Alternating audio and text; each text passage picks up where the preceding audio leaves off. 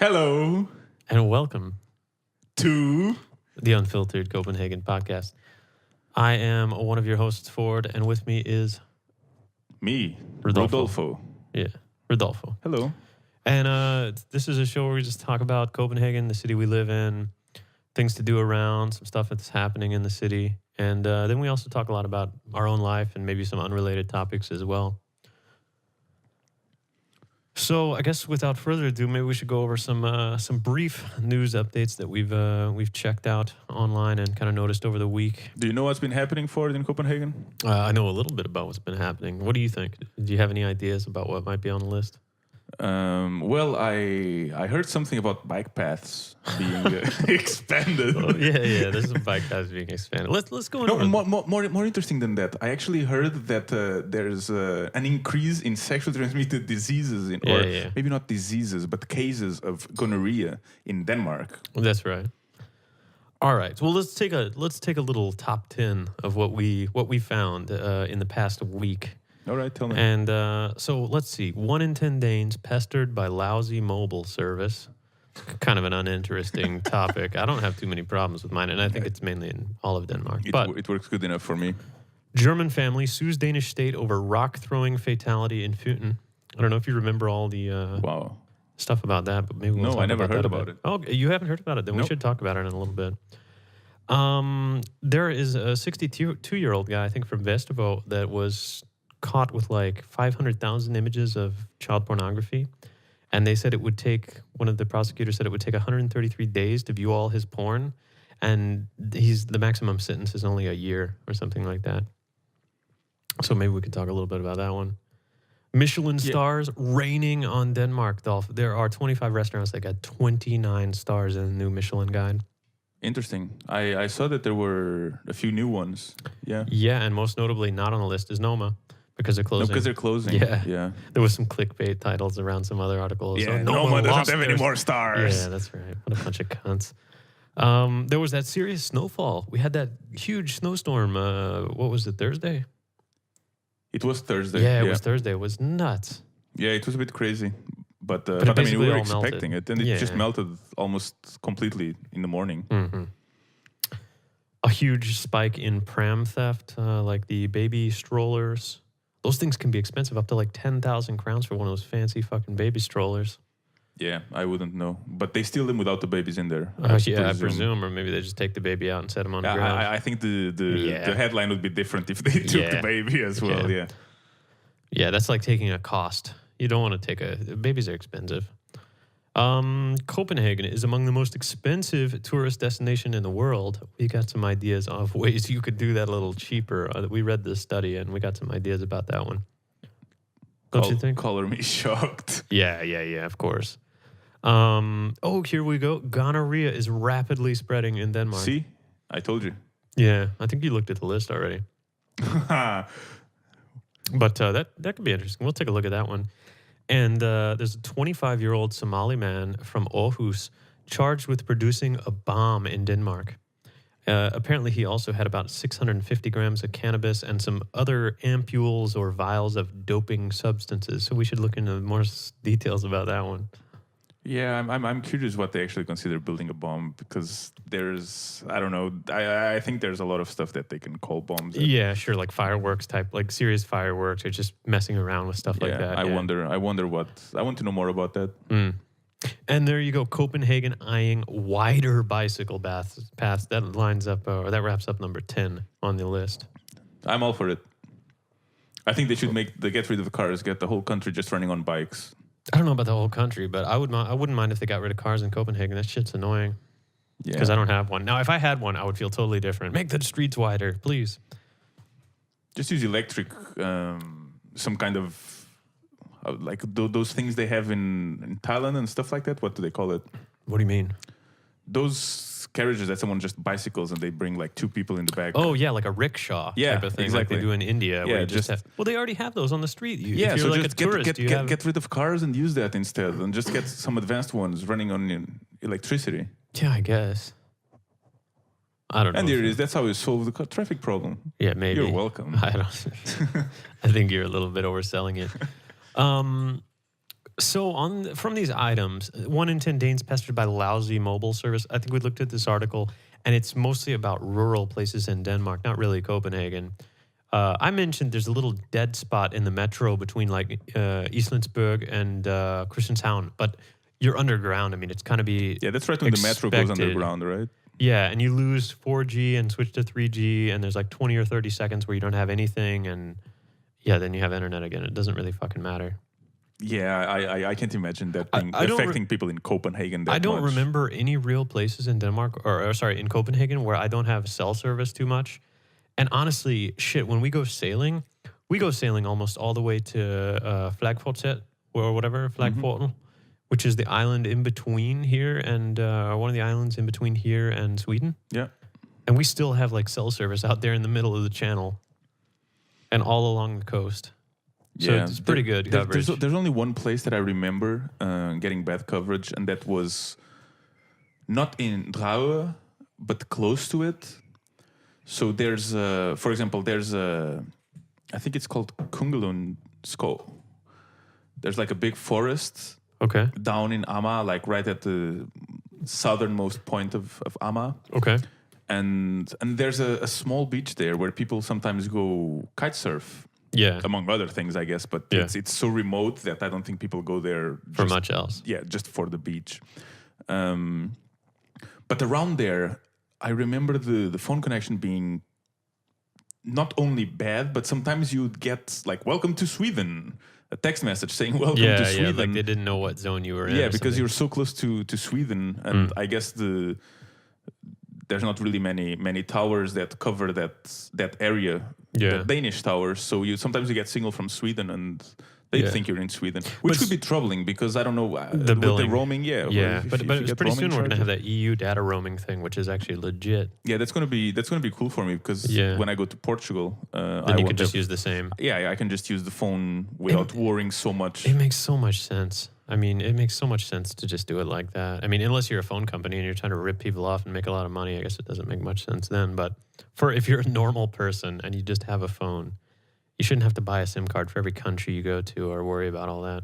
I guess it's just something that the phone companies like, well, they've tried to hold on to. Yeah, we can for as do long this, as they can. and people don't complain or they don't ask for something better. So we'll just keep writing it and then bam, the EU steps anymore. in. The EU steps in and lays down the law. The United States of Europe. Yeah, that's right. Okay, so that's mobile service. I guess if you're in some shitty, like small town areas, well, not all I have of them a are shitty, but if you're in the that. middle of nowhere, maybe you shouldn't worry about having 4G data or go there if you need it. Yeah, maybe don't go there. Maybe just bring like take a compass. Yeah, take a compass, maybe an axe, some material to build a fire, and a sleeping bag. like the primitive technology guy on YouTube. Yeah, do like some Survivor Man shit out there. All right. Yeah, don't go there. And maybe go to Sweden for that instead, because apparently you can camp everywhere there. Yeah, in public land. That's pretty cool. So, the German family sues the Danish state over a rock-throwing fatality in Funen. So what happened? You didn't hear about this? No, I didn't hear. Tell me about it. As far as I remember, I can pull up the article and we look a little further, but there was like somebody threw a rock over a bridge at a car that was passing by on like an interstate or some highway or whatever, and basically killed the guy, like put him in a coma, and I think he died afterwards. Yeah, the family of Nelly it hit a car? Oh, it's a woman who was killed after the car she was traveling was hit by a rock thrown off a motorway bridge in Funen. And I think there was some relation at this point, or there was the reason. I don't know if this is true, but I seem to recall that there being some element of like anti-foreigner related. Like they were throwing rocks off here in hopes of targeting like people they thought were foreigners or something. But were they targeting the cars? Because that's weird. Like, how would they know if there was a foreigner in the car or not? I don't know. And maybe it's wrong. Let me see if I can pull up the original. This was last August. Let's pull up this original article about here.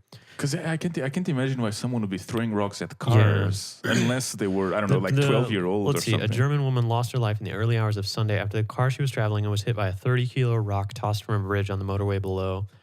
The police are investigating the incident as a murder case. They believe one or more adults were involved in the crime, which took place near Kildeberg, Funen, at around 4 a.m. yesterday. We consider this as a murder and attempted murder because you throw such heavy rocks down on cars that are driving.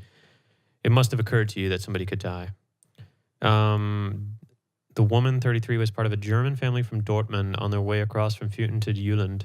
And her husband sustained serious injuries and currently in the hospital. The couple's 6-year-old child was unharmed. That's got to be so fucked up. You see your parents get hit by a rock like that. It's not the police contended that because of the weight of the rocks tossed off the bridge, it's not the work of an unruly 10 to 12-year-old, and the crime was premeditated. Yeah. I don't remember the exact. I know there were some updates after this about the thing, and I don't know if it was some racial thing or some anti-foreigner thing, or if it was just people being stupid. But anyways, apparently this German family is suing the Danish state, and I assume that probably they'll actually get some compensation. Because, can they sue the state? Yeah, according to the family's Danish lawyer, a compensation claim is in the works to cover the death and the severe damages sustained by her husband, who remained in a coma for weeks after the incident. But why is that the state's fault? A claim is on the way. It was a crime that was committed in Denmark, so there are justified compensation, whether they are Danish or foreign citizens, is their claim, that the Danish state should have protected them. In Germany, you have this, actually, I know in Germany, that the victims of large, let's say, for instance, a terror attack or anything like that, or something that happens to people there, you get some sort of pension or payout from the government, either for the rest of your life or for some extended period, because the German state feels like they should have protected you from that. Wow. Yeah. I think it's actually kind of a good idea in a way. I mean, you can't protect everybody from everyone, right? But at some points, through no fault of their own, and probably through maybe some additional protection provided by the state, there are circumstances where, I think you could make a claim hey, you guys should have maybe already had this guy in custody, or maybe there should be more protection so that you can't just throw shit off this bridge over this motorway if you know it's a problem. Or I know it gets into slippery territory. You can't protect everything. Then you start becoming like the states, you know? I'm American, Dolph. We'd love to sue people for I everything. I know, and that's what I see it starting to happen. I mean, I could kind of understand suing the perpetrator. Mm-hmm. The state is absolutely. A bit strange. I don't know. What could the state have done? I don't know. I don't know enough circumstances surrounding this particular guy, but I mean, no doubt it's fucked up. Also, I mean, maybe I'm just naive, but when they call it murder, as opposed to, I don't know, some kind of manslaughter or something less targeted, so to say. Because, I mean, they were most certainly not targeting that person. Okay, but manslaughter means that you did something and somebody died and you didn't have an intention to kill somebody. It just happened. For instance, you're driving, you got in a wreck, you happen to kill somebody. It's manslaughter. Murder is you're at the top of the bridge with a 30-kilo rock. You are throwing it with the active objective of hitting cars. And you have to know in your mind that if you hit a car with that rock, that somebody has a high risk of dying. So you are basically saying I'm willing to commit murder. Maybe I don't have a specific victim in mind here, but you know that could potentially cause death. Whereas if you're in a car and you just have an accident, of course, it's kind of understood that a car is deadly in and of itself and dangerous. But if operated correctly, there's a pretty low chance that anybody's going to die. You don't expect that somebody's going to die every day you go in your car. But you have to expect somebody could die if you go up and start throwing 30-kilo rocks off a bridge to cars below. So that's the difference between murder and manslaughter, at least in the U.S. Yeah, but that's the thing, you know. I mean, I don't know who did it, what their intentions were. You don't think this guy should be charged for murder? Possibly. I'm not saying he shouldn't. I think what other intentions could he have? You're throwing rocks off a fucking bridge. He could just be. It's not like throwing pebbles off a bridge. Hey, listen, or I'm not trying to defend him because Yeah. I don't know. I don't know him or her, or I don't know the intentions or anything like that. I'm just saying that it could potentially be just a prank. Well, it's just a prank, bro. Prank is probably the wrong word, but yeah, someone just doing something very stupid, just for the sake of amusement or something like that, and that could cause damage, that could cause accidents. Sure, but that maybe the person would not think that, oh shit, this will, or there's a high chance that someone's going to die from this. But then again, I don't know if it was also at 4 or 5 a.m. whenever it was. Maybe the person was drunk. Yeah, just completely wasted or but something like that. That doesn't absolve you from a murder. It's just because you're drunk. No. Otherwise, assassins would just get drunk. Sorry, I was just drunk. No, I understand that. But it would...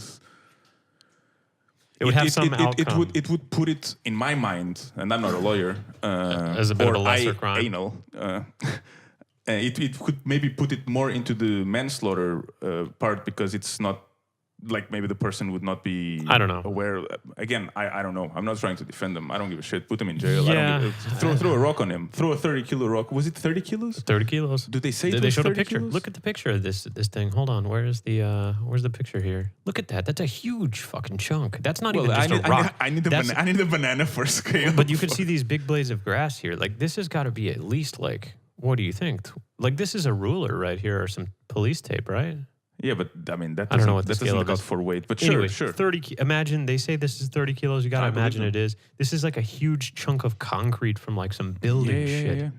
Maybe the guy had broken up. Maybe his wife left him. I don't know. Yeah, I don't know. Oh well, that doesn't absolve him. Again, that doesn't No, absolve him. it doesn't absolve him anything. I think that's a fucked up thing to do. That's It like is. this senseless crime shit that you just fuck up somebody's entire family forever. So anyways, I don't know. I don't know if the Danish state should be sued for that, but still, it's interesting that that's the something family is that's- doing it. And in Germany, I mean, that is something that you can sue the German state for, I think. So maybe they're thinking they can get the same thing here. I wonder. Can you imagine, like, if someone has their grandparents and they're all fucked up, and they're close, like they just want to die, you know? Yeah.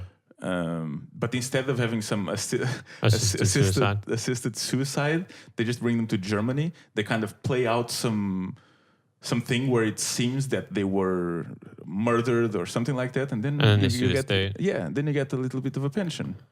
Yeah, but at the same time, like that still has to go through a proper court and investigative process. And while Germany's happy to pay it, I think in cases where it's justified. I mean, of course, you know, like you always think up these clever schemes in your mind, and that shit can always fall apart pretty easily. I mean, imagine what those guys in North Korea were thinking when they tried to assassinate, or assuming it's North Korea, assassinated the other Kim. Yeah. And they were probably thinking, oh, nobody will ever find out or what. And then like suddenly it's all over the news. They got a girl with a LOL shirt, you know, assassinating this guy with VX. And they're not so Well, clever anymore, are they? Yeah, the thing is, for me, like probably more than 50% of the males in this world believe that if it was me, the crime would be perfectly committed and nobody would find out. Yeah, of course.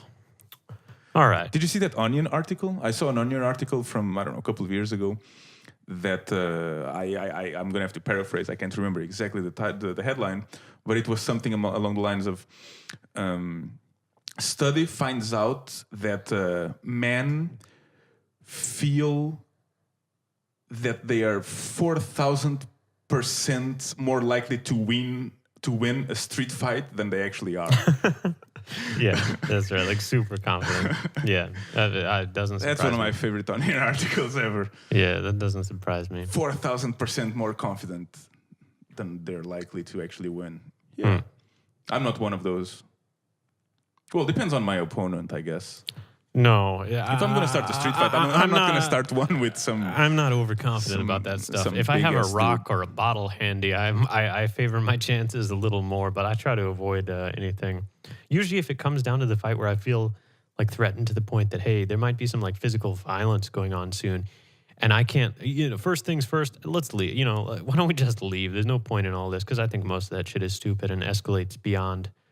You never, No. expect something And horrible is going to happen, You have and no then idea suddenly who the it- other person is, you know? Yeah, and they you don't could know be a their fucking state of mixed martial mind. artist. They could be carrying a knife. They could be carrying a gun. And you don't know their state of mind. You don't know how far they're prepared to take it. Yeah, exactly. Maybe they go to some dark place where like they remember their dad beating them with jumper cables, you know, when they're pounding your face into the cement, and then they just murder you there, and you're like, you thought it was just a little bit of a scuffle, and it turns out this guy gouged your eyes out and ate your skull or something.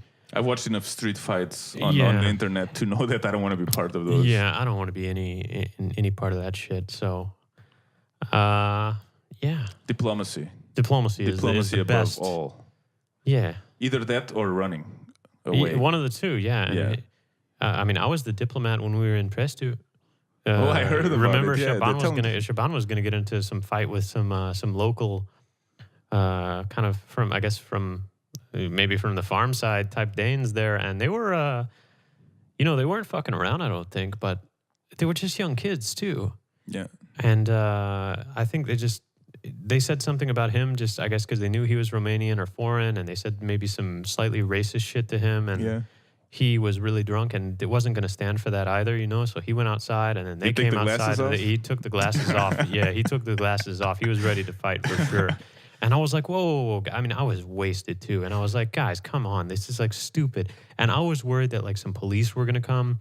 And since we were foreign, since we're foreign, I mean, Morton was in the boat. It was just like me, him, and Sergio, that they were going to take the word of those guys that live there over ours. And then we were going to be the ones in trouble for some fisticuffs or whatever. And of course, I felt like everybody in the bar was also going to back up their native fucking friends in the bar, you know? So like, how does it feel to be on the other end for it? Well, I mean, it just wouldn't have been a good situation, you know? So with some diplomacy, I just told the guys, hey, come on, we sailed here all the way from fucking Copenhagen. I know you guys are drunk and everybody's like a little bit, angry right now. I was like, I think we have a joint in the boat. Like, do you want to go smoke a joint? And these guys were like, they couldn't have been nothing but peace pipe. 17 or something like that. It's the peace maybe pipe. 18, I don't know. And it was like the peace pipe offering. They were like, oh, you guys are from Copenhagen and you sailed here? They were like a little impressed. So where do they think you were from? They were just from whatever country? They were just from the country, I guess, around. No, but Preston. Where did they think? They didn't know you guys were from Copenhagen then? I guess not, because they didn't really know. But I just told them, hey, we sailed here from Copenhagen. Like, I got a joint. Do you want to fucking smoke it? Yeah. And then they were thinking in their eyes, like, they probably get nothing but shitty weed out there. And they're like, ooh, he's got some of that good shit from Christania probably. And we went there. You don't think that you were setting a trap? Well, I don't know. It's hilarious because looking back on it now, we could have just been inviting them to a trap and just hit them over the head with a concrete block and throw them in the water, for all they know. But they just fell for it hook, line, and sinker. Maybe my diplomacy was so convincing. And we brought him back to the boat. And the first thing Morton says when we get back to the boat is like, I told you guys to bring some girls back, not some fucking guys. I was like, Morton, you don't understand the gravity of the situation, So we get the joint. These guys are sitting on the boat.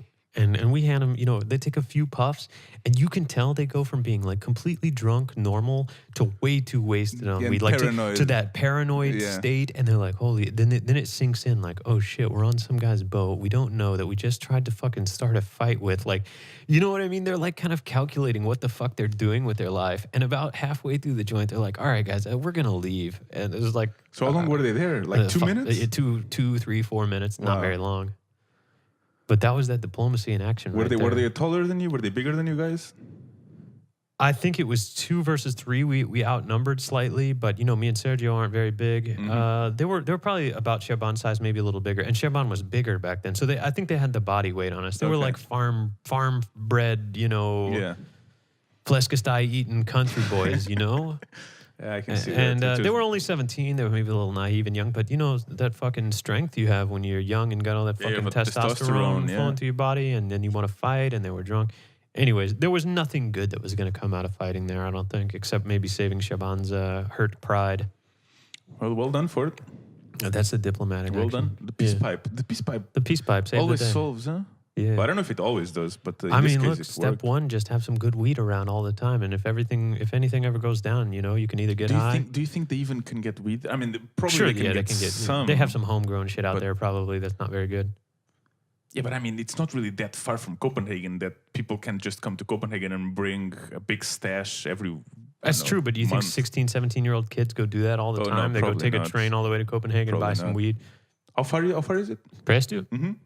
I think it's like 70 or 80 kilometers. 70 kilometers 70 nautical miles by the ocean, which I think is like 80 to 100 kilometers, maybe even more. 2 hours on a train? Maybe an hour or 2 on a train, but it's like a day on a boat without much wind. Yeah. It took us, I think, 17 hours to get there. It took us 10 hours to get back. And we were on the way there, we probably averaged only 3 or 4 knots because the wind was dead. But on the way back, we averaged like 7, 8 knots. And we were in like 1 to 2 meter waves. That was like pretty scary in the small boat we were in. Like I heard we were a little bit worried and concerned about the waves at one point. But the boat probably can handle way more than we could. But we were a little freaked out. Yeah. But you never really realize, like, you think 1 or 2 meter waves, that doesn't sound that bad, but when you're actually out there, that shit is fucking way worse. Yeah, I don't particularly feel very confident in the sea At least not in situations like I'm that. confident that the sea is happy to fuck you up and doesn't care about you. Yeah. Then you'll never be found again. Yeah, that's right. Or maybe we come up like a message in the bottle. Just come up on some beach. Yeah. Your corpse just floating. We did a great job, though. Maybe your eyes I think out. all in all, we handled that sail pretty well.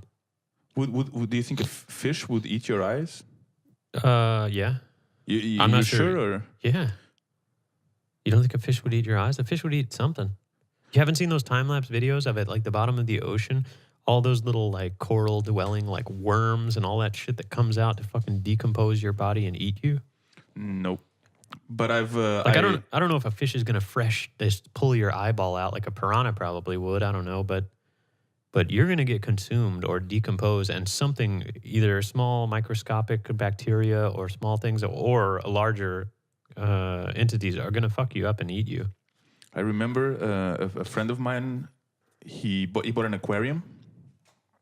I might have already told you this. He bought an aquarium, and so he got a couple of fish, some random fish. And then one day I think he was buying fish every week. He was buying like 1 or 2 new ones. And at some point he got some kind of eel, like some tiny eel. Yeah.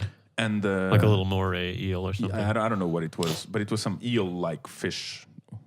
And the next day, there was a fish missing an eye. Yeah. And another one missing like half of his tail. Yeah. And then he just took the eel away. And yeah, eels are fucked up, man. But basically, those fish stayed like that forever, you know? Like the one with only one eye, he was still functioning. Yeah, what are you gonna do? One eye. I mean, what are you gonna do? Is he gonna end it all? You know, I mean, you just got one eye left. You got to do with what you got. And the funny, I guess it was a bit tragic, but for me it was funny. The fish that had half of his tail bitten off. Yeah, he had a lot of trouble swimming. So you would see him kind of like flopping around. That's fucked up, and man. just you could see he wanted to go in one direction. Yeah, but he had to would kind of just swim. be going like up and down and yeah, that's like, fucked up, man. Yeah, 30 degrees down. That's like laughing at a guy who's like got like only with one leg or something. That's like like laughing that, at a guy that has like a prosthetic leg and he's like trying to run, and you're like, oh, you can see this guy really wants to run, but it's a fish, and I don't think his feelings were being hurt by me laughing at him. If he knew, if he only knew. Maybe he did, but yeah. He's like, he fuck kept that doing guy. it. He didn't just stop because I was there watching him and smiling. We had a saltwater tank. I had a freshwater and a saltwater tank back in Houston. And the freshwater tank, I had a bunch of African cichlids in, which are really great fish for like a first tank because they're cheap, they're beautiful, they're very active. It's hard to fuck it up. Like, they're very resilient. Like, you can basically not have the water at the right quality in the tank, and those fish really don't give much of a fuck. And they're colorful. Just basically everything about them is like good for having a first fish tank, is the African cichlids. And then I remember at one point I wanted to get like a saltwater tank. So we converted the whole thing to saltwater, and we started putting in live rock, and, you know, we were going for like a live rock, like a reef kind of setup with fish as well, saltwater fish. And when you talk about saltwater tanks, there's a few different setups, right? There's like live rock and reef only, which is just like, you have your zoanthids and your different kind of coral type things, all those living rock type creatures in there, and you don't have any fish. And then there's, you know, you have fish only, which is none of that living rock stuff. It's only the fish, and then you filter the water enough to where it's perfect quality and maintain the right nutrients. And that's much easier to take care of, is the fish only setup. And then you have the reef plus the fish, which is like you're trying to balance the water to have the right nutrients and levels for not only the coral, but also for the fish and everything. And it's a little more complicated. But we had a really beautiful tank setup. It was pretty small, maybe like 120 liters or something. And I remember we got a shrimp.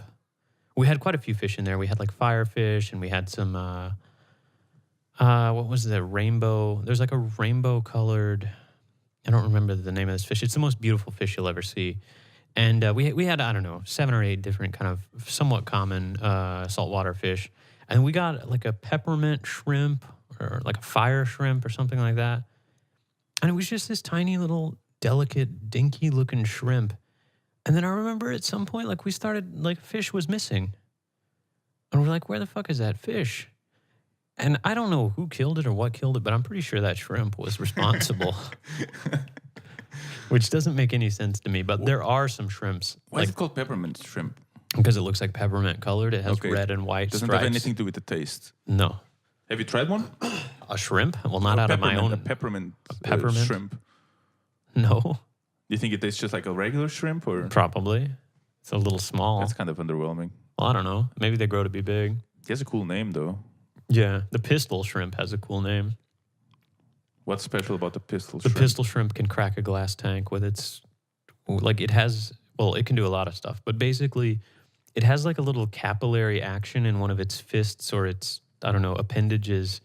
And it like sucks in water there, and through pressure, like it squeezes a muscle down and it superheats the water in like these little capillaries. And then because of that, it basically almost, I think, creates a vapor, like a steam inside of there. And then it shoots out like a gun. And you can hear these things. If you ever watch like a YouTube video of pistol shrimps like firing or doing their attack, it's like you can hear this loud fucking pop even outside of the water, even outside of the tank. Is that the And they kill fish with it. They basically hunt fish. And they do it, and it just creates a shockwave in the water that kills fish. Is that the shrimp? I remember reading a few years ago something about probably some shrimp, some kind of creature that lived in the sea. That was the strength that it had basically made it some kind of the strongest animal in the world Based on its weight or something. compared to its size. Or I don't know if it is that one, but like it is the strongest or anything like that as far as numbers, but it's certainly like a remarkable, it's one of those things that's like, yeah, that's incredible that nature even produced something like that. But they've been known, if you have them in tanks, they've been known that pistol type action they do can crack a tank entirely and just break it. Wow. And then just So all the water spills out and if they you die. had one at home on your No, I aquarium- didn't have one. No, but one. if you did, they could basically break the aquarium. If you don't have one of adequate construction, like that has not a thick enough wall, or I guess if with repeated blows How big are or they? something. Not very big. Like No. a thumb, or more like a maybe- nail, or I would have to look it up, but I would imagine like maybe a kind of an adult one, like 4 to 5, 6 centimeters long, maybe max. I don't know. Okay. Not very big. do you have any idea what kind of damage they could do if they put all that power, like I don't know, against my forearm or well, whatever? they have to be able to suck water in, and I think they have to be underwater to do it. But I'd imagine if you put your hand in there and it fired on your hand or something, I don't think it would be pleasant. But would it It will cause ki- some kind of Maybe some physical trauma. I don't know. Oh, It will kill a fish. Yeah, It will kill a Well, fish fish- like one shot. yeah. Fish don't strike me as the Yeah, but it does it through like the shockwave, that damage is caused to all the soft tissue internally, like probably ruptures the brain by the shockwave going through the water. That's what kills it. It's not yeah, like, but fish don't have skulls either or bones. Like at least not.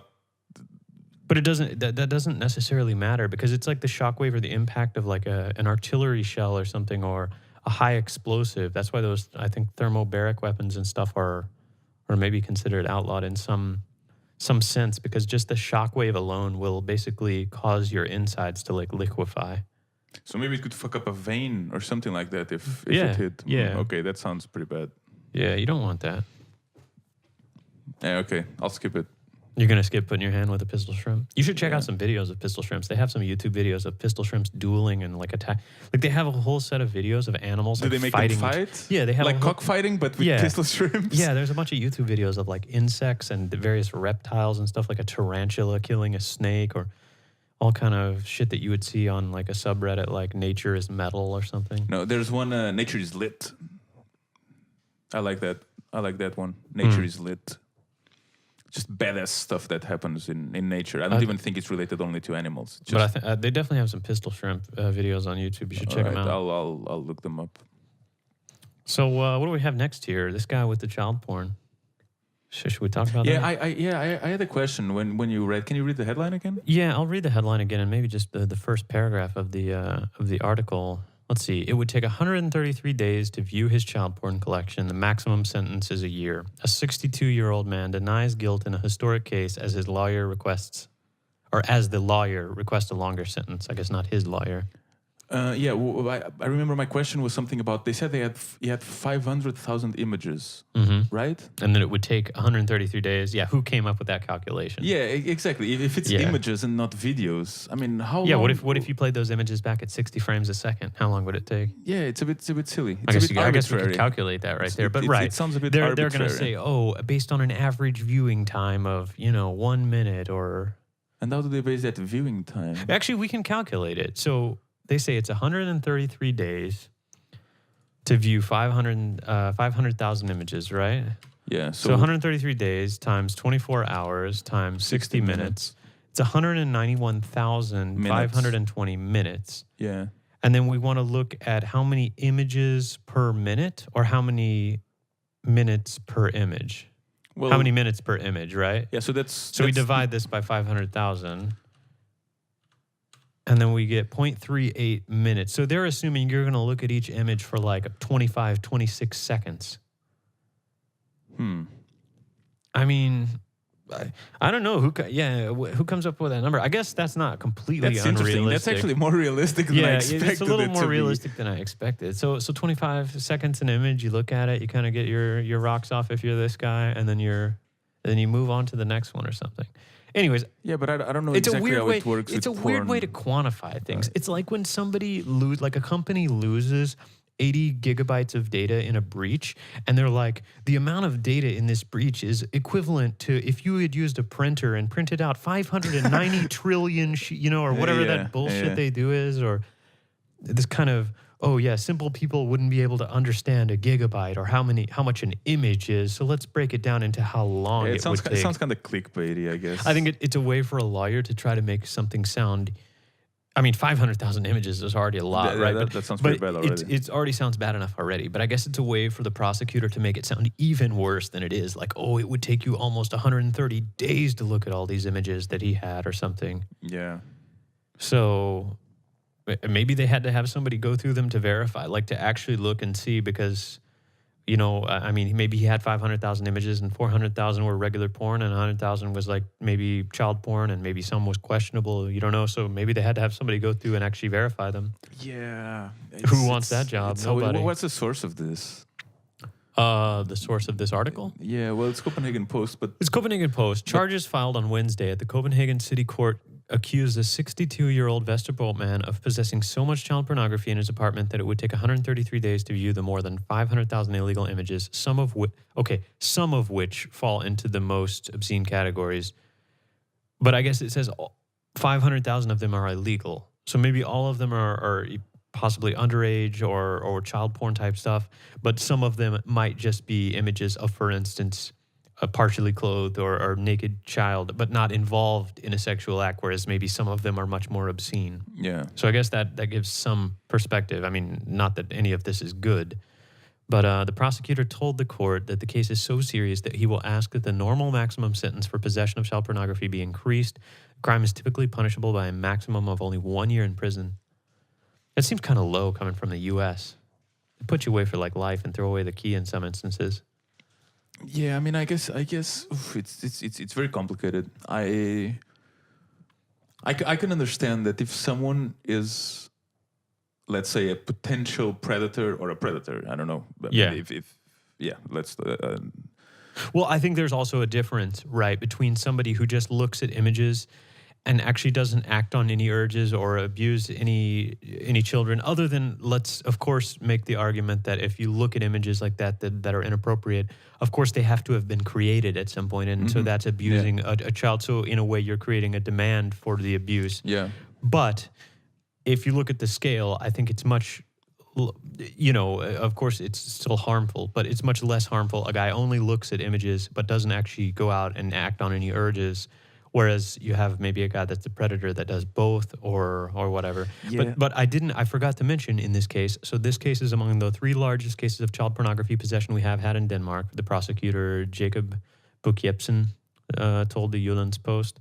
In addition to his possession of child pornography, the man is accused of molesting a 12-year-old boy he met on the beach. He denies the charges. A video of the assault was played in court. It showed the accused repeatedly smacking the boy on the backside and appears to show him touching the boy's crotch. He said, "It was innocent play. I was not sexually aroused." The accused man denied the prosecution's entire case, saying that the massive amount of child pornography found in his apartment was left by some tenants. And the man told the court that he found child porn disgusting. "I'm not into children. I started with women and had lovers my age. I have since switched to men." And the man currently admits to having a relationship with a 27-year-old man from the Philippines. The two have never met. The relationship takes place entirely online. And he says, "We are really happy together." Well, yeah. What I was gonna say before was basically that the 1 year thing. I mean, it's probably lacking some details because, of course, you wouldn't want someone who would be a predator, so to say, a danger to society, to be out on the streets after just In 1 year. Yeah. But yeah, well, I guess I didn't have the details that you just said that there was actually video Some other evidence stuff of him besides actually just the- actively. But shouldn't those be other charges? Like the child porn he got caught with, let's say that the maximum for the images alone is 1 year, which, okay, we can debate whether that's right or wrong, especially given the amount of images and It depends stuff. what would happen after. Maybe they would But- put him in some kind of, I don't know, counseling or just some Right. kind of I mean, thing. he probably don't know. needs help too on top of that. But the other thing is the abuse here. Shouldn't that be a separate charge? I guess that's going to be tried separately and then they'll be combined in some way. I don't know how it works here, but I mean, in the U.S., you get multiple charges. So you'll You have just get them charges for the piled possession on of top. image, Yeah. and then you'll get charges for the alleged abuse, Yeah. and then you'll get charges for like lying to the police about it or whatever if you get found guilty and all this stuff. So Then you they get just like keep 300 years of yeah, jail. they're 300 years, 8 consecutive life sentences, no possibility for parole, throw away the key. Yeah. That's all. Which I think in some cases our jail sentences are also way too harsh, maybe on the other side. You know what I mean? Yes. Especially you get caught with like some marijuana, like you get caught with, let's say, 500 grams of marijuana and they put you in jail for 15 years.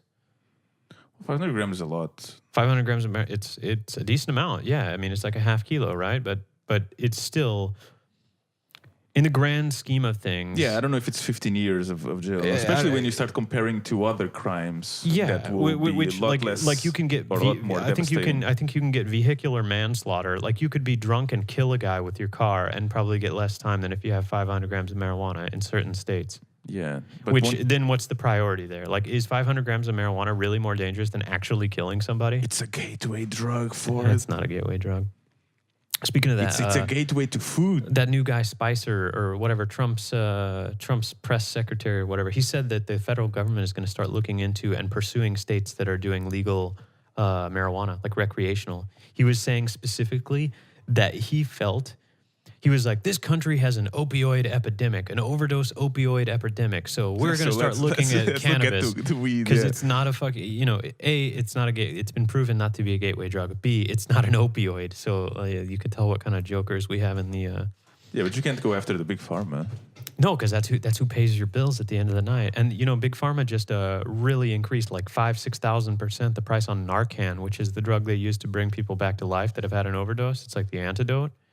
And they raised the price on the antidote of that 6,000% when we've experienced the largest increase of opioid overdoses and fatalities in it's incredible. The amount of people I think a few days ago, there's somewhere in Ohio or something, 50 people were brought into the ER in one day with overdoses that all would have died. And they almost exhausted the entire supply of Narcan that the entire hospital had.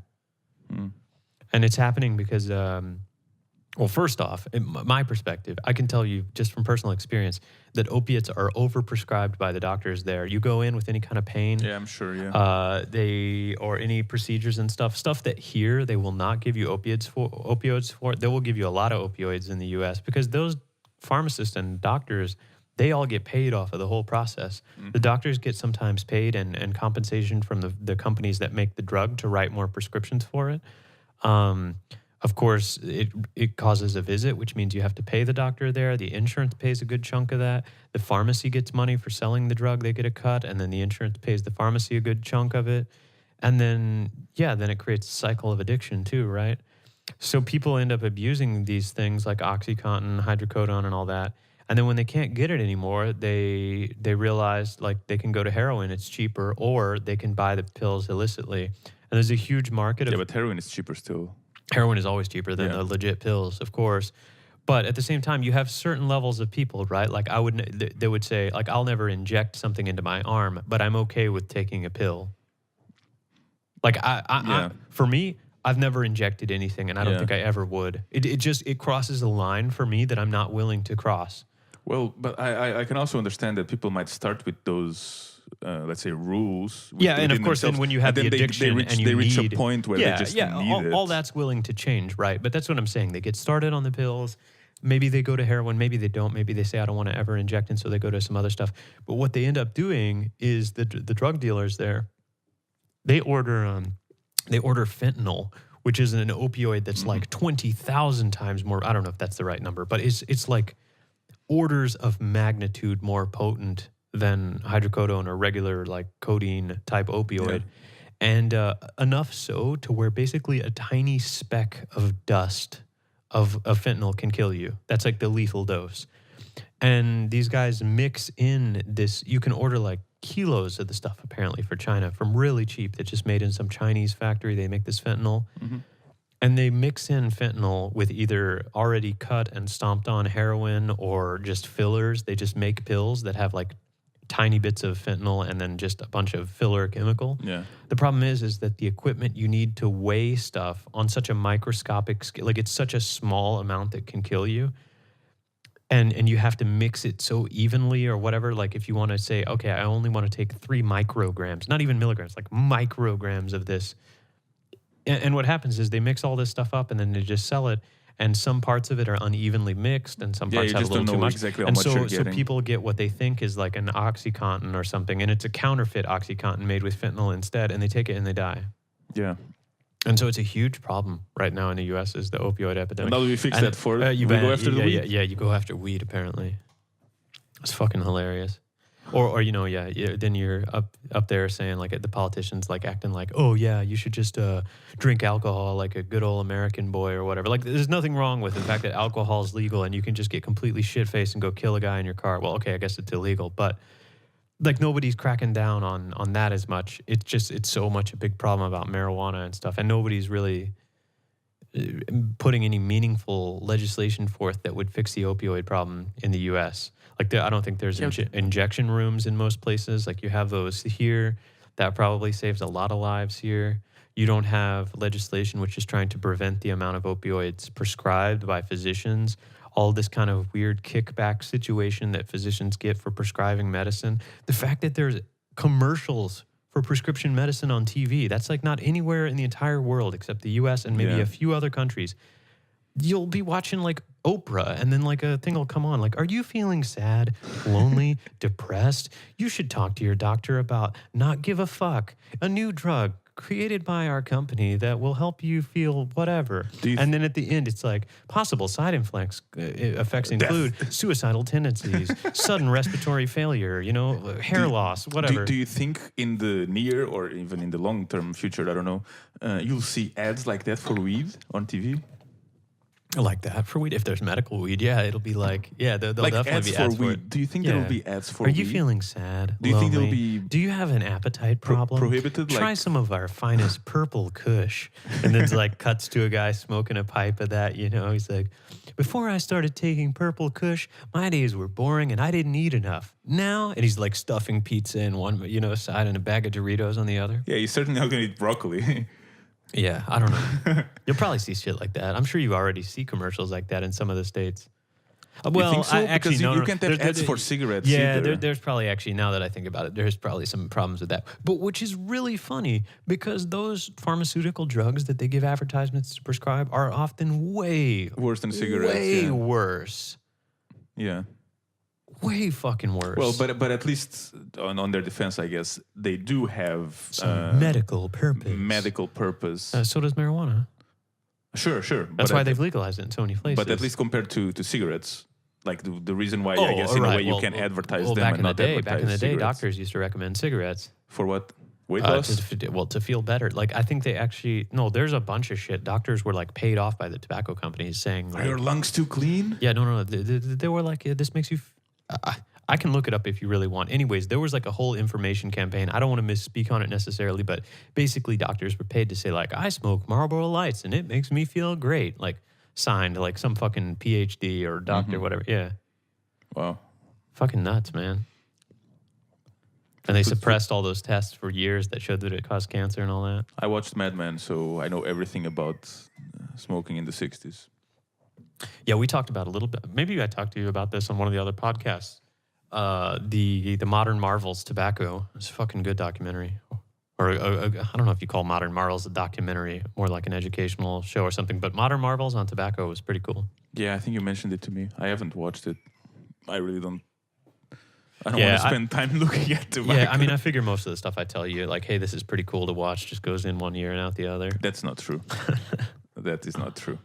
Yeah, but I mean, also, there's so much stuff to watch and so much media way to too much of consume. It's everything, overwhelming. So, like, people tell you about something that's cool, and yeah, you want to watch it, but you want to watch about a million other things too. So you put it in the back of your mind as like, okay, if I ever see that and the time is right, yeah, I'll remember. Oh yeah, what's his name told me that was a good one.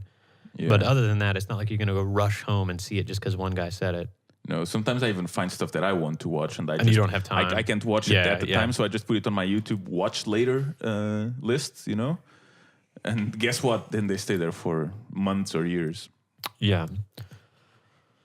So I guess that was what did I'll start with the child porn guy, right? What's next? What's next? Michelin raining stars on Denmark. 25 restaurants get 29 stars. That's a lot of stars, Dolph. Yeah, especially for such a small country. Yeah. Michelin is once again spreading stars across Denmark. In the new Nordic Guide, Denmark takes the lead with 5 new Michelin restaurants. The shooting stars even landed on the Faroe Islands. Wow.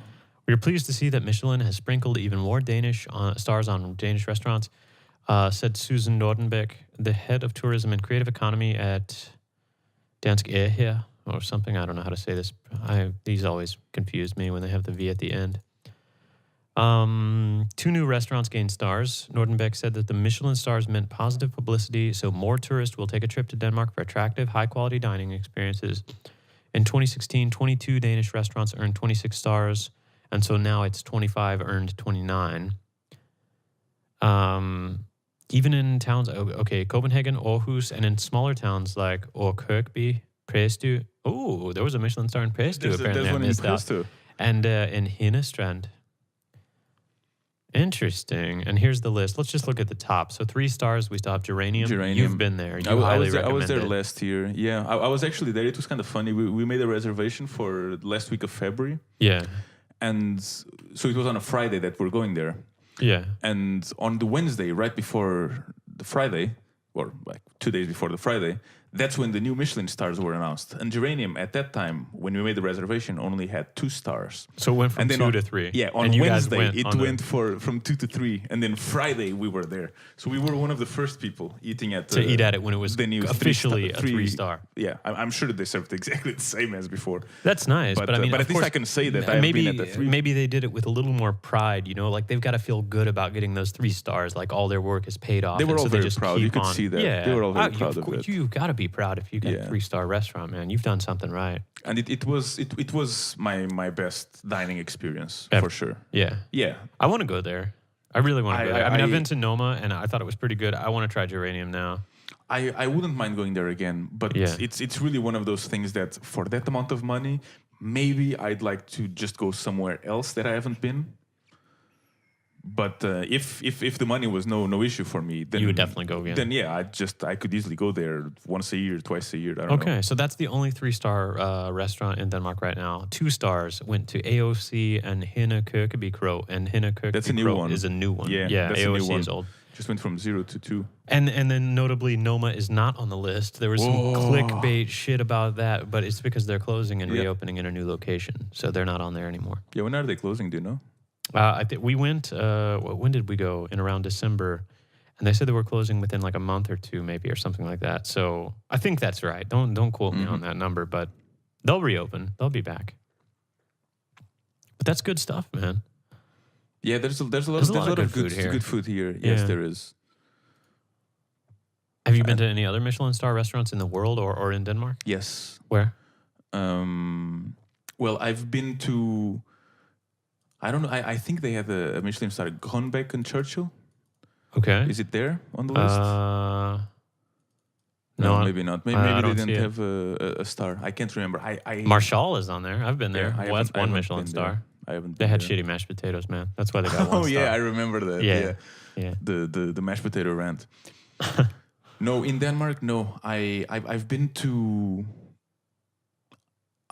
a 2 Michelin star restaurant in Vegas by Joël Bouchon or something like that. Yeah. At the MGM. I think that's the only 2 Michelin star restaurant. I've been to a bunch of them with one. Oh, I've been at Den Rol Cottage. Okay. I know it had a 1 star, at least at the time. Yeah, I think it's on the list Yeah, right here. I think it had 1 star. I know it had 1 star when I went there, at Yeah, least. it's here right now. Yeah, I've been there. Okay, where's that? It's Klampenborg. So Okay. it's a bit north from here. Yeah. It's actually funny because I think that was the first Michelin star restaurant that I went to ever. Yeah. And What type of food is it? Is it like traditional Danish or is it like new Nordic? Or Oh, whatever you I want? think it's kind of new Nordic-y. How did you feel about it? Was it good? Well, that's the thing, you know. First, it was the first time I went to a Michelin star restaurant, and so I didn't really have like basis, Expectations. no, well, or basis for comparison. I of course I had some expectations. Right, but you were gonna pay a lot, so you wanted it to be pretty good. Since it was the first one, I wasn't sure. I wasn't going to be able to compare it to anything else other than a non-Michelin star restaurant.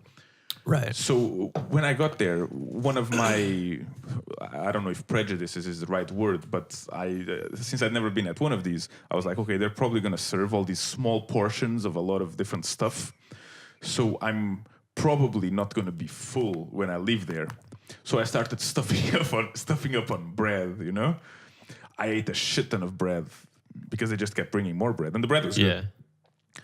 Anyway, either because of the food or because of me just stuffing up on the bread or for some odd reason, when I left there, I was feeling sick. Sick as in kind of how you feel when you have food poisoning, you know? Okay. Like I just wanted to throw up. and Okay, so it stuff was like that. vomiting, not like Yeah. diarrhea or like you feeling like you No, had no, the no. shits? It wasn't diarrhea. No, it was No. really just throwing up. So you just felt overfull and you felt like you had to purge your stomach, or did it feel like something was gurgling down in there, No, like Gargamel? I mean, again, I'm just speculating, but it felt more like food poisoning than me just eating too much, because I've eaten too much many times. Did you eat know? any like rare stuff that wasn't cooked very well, or any like seafood or anything? I You don't can't remember? I can't remember. Okay. I just remember that my first experience, I left there feeling Sick. Not like feeling ultra pleased, like this No, was amazing. sick, Oh. sick. Mm. And I mean, while I enjoyed The ambiance. the ambience and the food and everything, like it's not that they served food that I didn't like, you know, it tasted good, but there was probably something there that messed up my stomach a little bit. Yeah. Having said that, I would go there again. Yeah. Okay. I think the next thing, I've done Noma and Marshall. I think the next thing on the list is definitely going to be Geranium for me. I can highly recommend Geranium. I mean, it's expensive, but Yeah, it's not an area you want to skimp. Also, right. we went there with, what were we? We were like 8 or 9 people, but between 7 and 9. I can't remember exactly how many. And they put us on a round table on a room only by ourselves. So that was really cool, because basically we were just You had seven a private friends, party. 7, 8 friends having their own private room. Yeah, that's nice. And the cooks were also making food Right there. next to us. Okay. I guess they probably do that on some other end of the restaurant as well. Yeah. But at least on our end, they were making a lot of the Just for things you, just right in front there. of us. Yeah. That's pretty cool. So that was really nice. And I took a picture at the end, or we took a picture with like all of us and all the plates and stuff, or what? No, the cooks. Oh, the that, cooks. that served us food. Yeah. And I'm right in the center of the picture. This wasn't planned or anything, but I'm just right in the center of the picture. Yeah. With my long hair, and it kind of looks like Jesus in the Last Supper. You Okay. know? So Nice. I'm just that center looking at the camera Nice. with long Jesus hair. Okay. Love that picture. Yeah, I'm gonna have to go at some point. So You should. I recommend. we'll see. What's next on our list? There's the serious snowfall. Yeah, there was a lot of snow. It melted. Whatever. Done. Next. Big deal. Huge spike in pram thefts in Denmark. Over 600 baby carriages were stolen in Denmark last year. An overview of reported baby pram thefts across the nation's 12 police regions has revealed a troubling development in recent years. Over the past 5 years, the number of pram thefts has practically doubled from 369 reports to 2012 to over 600 in 2016. That sounds. It's funny because one of the very surprising things for people who come here is that it's very normal for residents of Copenhagen to just leave the baby carriages outside with the babies. Leave in their there. kid there while they go get a coffee, and as long as they have their eye kind of on them through the window or whatever, like they're fine. There's no fear of someone taking their kid or the baby carriage. No, I mean I think it's kind of real. Who the fuck takes a kid? You know, like that's pretty fucked up. But I guess in many parts of the world, it is common that happens. And then there was a Danish woman arrested in the U.S. because she left her kid outside, and they like arrested her for like child endangerment or something. Yeah, negligence or something like that. Yeah, and she's like, "What are you talking about? Like we do this all the time. That's normal." Yeah, child protection services in the States, they can be a little bit. They can ruin your life. Yeah, I guess they probably can. So people are investing who's in stealing this. I don't know. It says over the last 5 years, a lot more prestige has been attached to the things we buy for our children. People are investing in expensive baby prams, and unfortunately, that means there's a market for stealing them and selling them off. Regrettably, we often see people trying to sell stolen prams on dba.dk. So they're selling them. 10 grand easy. The problem was particularly obvious in East Jylland, where the number of pram thefts has increased sixfold. The police are not aware of who's behind the many pram thefts in the Copenhagen and Aarhus regions, but the thieves typically go for the most popular pram brands like Immerlunga and Ulla.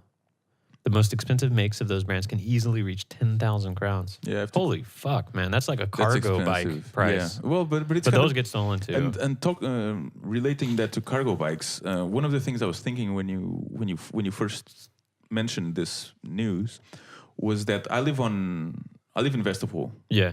So I'm very often on Istigal, and I see a lot of homeless people. Yeah. And like gypsies and just Romanians and stuff like that. Yeah. And a lot of them, if not all of them, have some kind of cargo bike. Or like a shopping cart or a pram or something to carry a bunch of shit around it. Yeah, actually, I was walking into work yesterday, and right outside of our front gate, you know, we have the Red Cross there. Yeah. And there was like halfway between the entrance to the Red Cross and our front gate, there was like a baby pram there, and it was full of shit in there. And I don't know if it was like one of those homeless guys. What kind of shit? Like just, I don't know, assorted shit like clothes and maybe like stuffed animals and whatever. It looked to me like it was left at the Red Cross, like as a donation. Here's a pram and a bunch of baby clothes and some assorted, like there was even jewelry in there and some random crap. I don't know if it was very valuable or maybe just kind of costume jewelry. Yeah. But there was 3 like homeless guys, like pretty sure they were homeless guys there, rifling through the pram and looking at things. Yeah, and I wasn't sure if it was their pram and they were like trying to make a trade, like I'll trade you 3 fake rings for a stuffed animal or whatever. Or if they had literally just found that pram there and they're like, oh, free shit. The Red Cross hasn't opened yet. I believe that must be. Yeah, I'm pretty sure it was. I'm pretty sure it was. On a related note, that reminds me, there was one day that I went to get some food, so just some takeaway, and as I'm walking back, or actually, I don't know, when I walked there or when I walked back, I saw a bunch of stuff out on the street, like bags and some boxes with music gear, actually, and that's why I remembered it. That's why I took notice of it.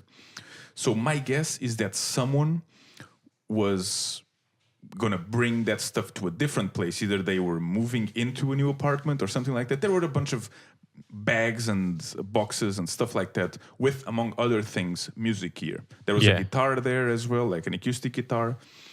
And I noticed that when I was walking back, there was nobody there around that, you know? Yeah. So I was like, well, maybe somebody's looking at it from afar, because people, like, it can't be one of those situations where people put stuff on the street as in whoever wants, take it. Can have it. Yeah, it's not like that. It was music gear. Yeah. Probably among other things, but there was music gear there. And I notice when I'm walking, I'm still a bit further away, but I notice one guy, and he was carrying a backpack, and I mean, well, I don't want to be all prejudiced and stuff, but he looked like basically some homeless guy or some Yeah. yeah. Maybe hadn't showered in a few days, looked a little ruffled. It had that kind of look. Yeah. And he was looking through the stuff, you know? Yeah. And I just see him basically, he doesn't look for too long. He just like looks at the bag, he grabs it, and he just takes it. And just leaves. And he starts walking. And as he's walking, I see, again, I'm seeing this from a bit far away, but I see a girl. Run out?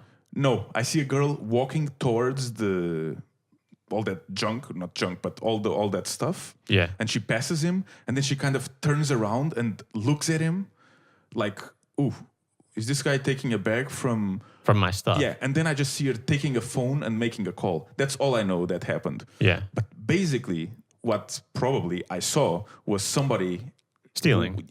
Stealing. And then getting caught.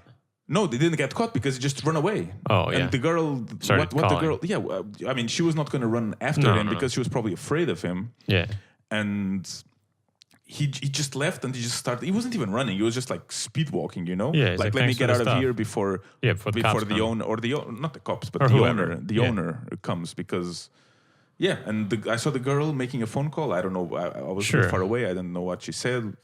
But my guess is that she just made a call saying, "Oh, I just saw a guy running away with your stuff, and seriously, from the boxes that I saw and music, there was some valuable good shit in there. Probably, most certainly, he took some valuable stuff. Yeah, I think it's a little bit interesting. People are very generally trusting here, and I think that for the most part, it's rightfully so. Like I feel like I can leave stuff outside of my door. I think I know where this story is leading now.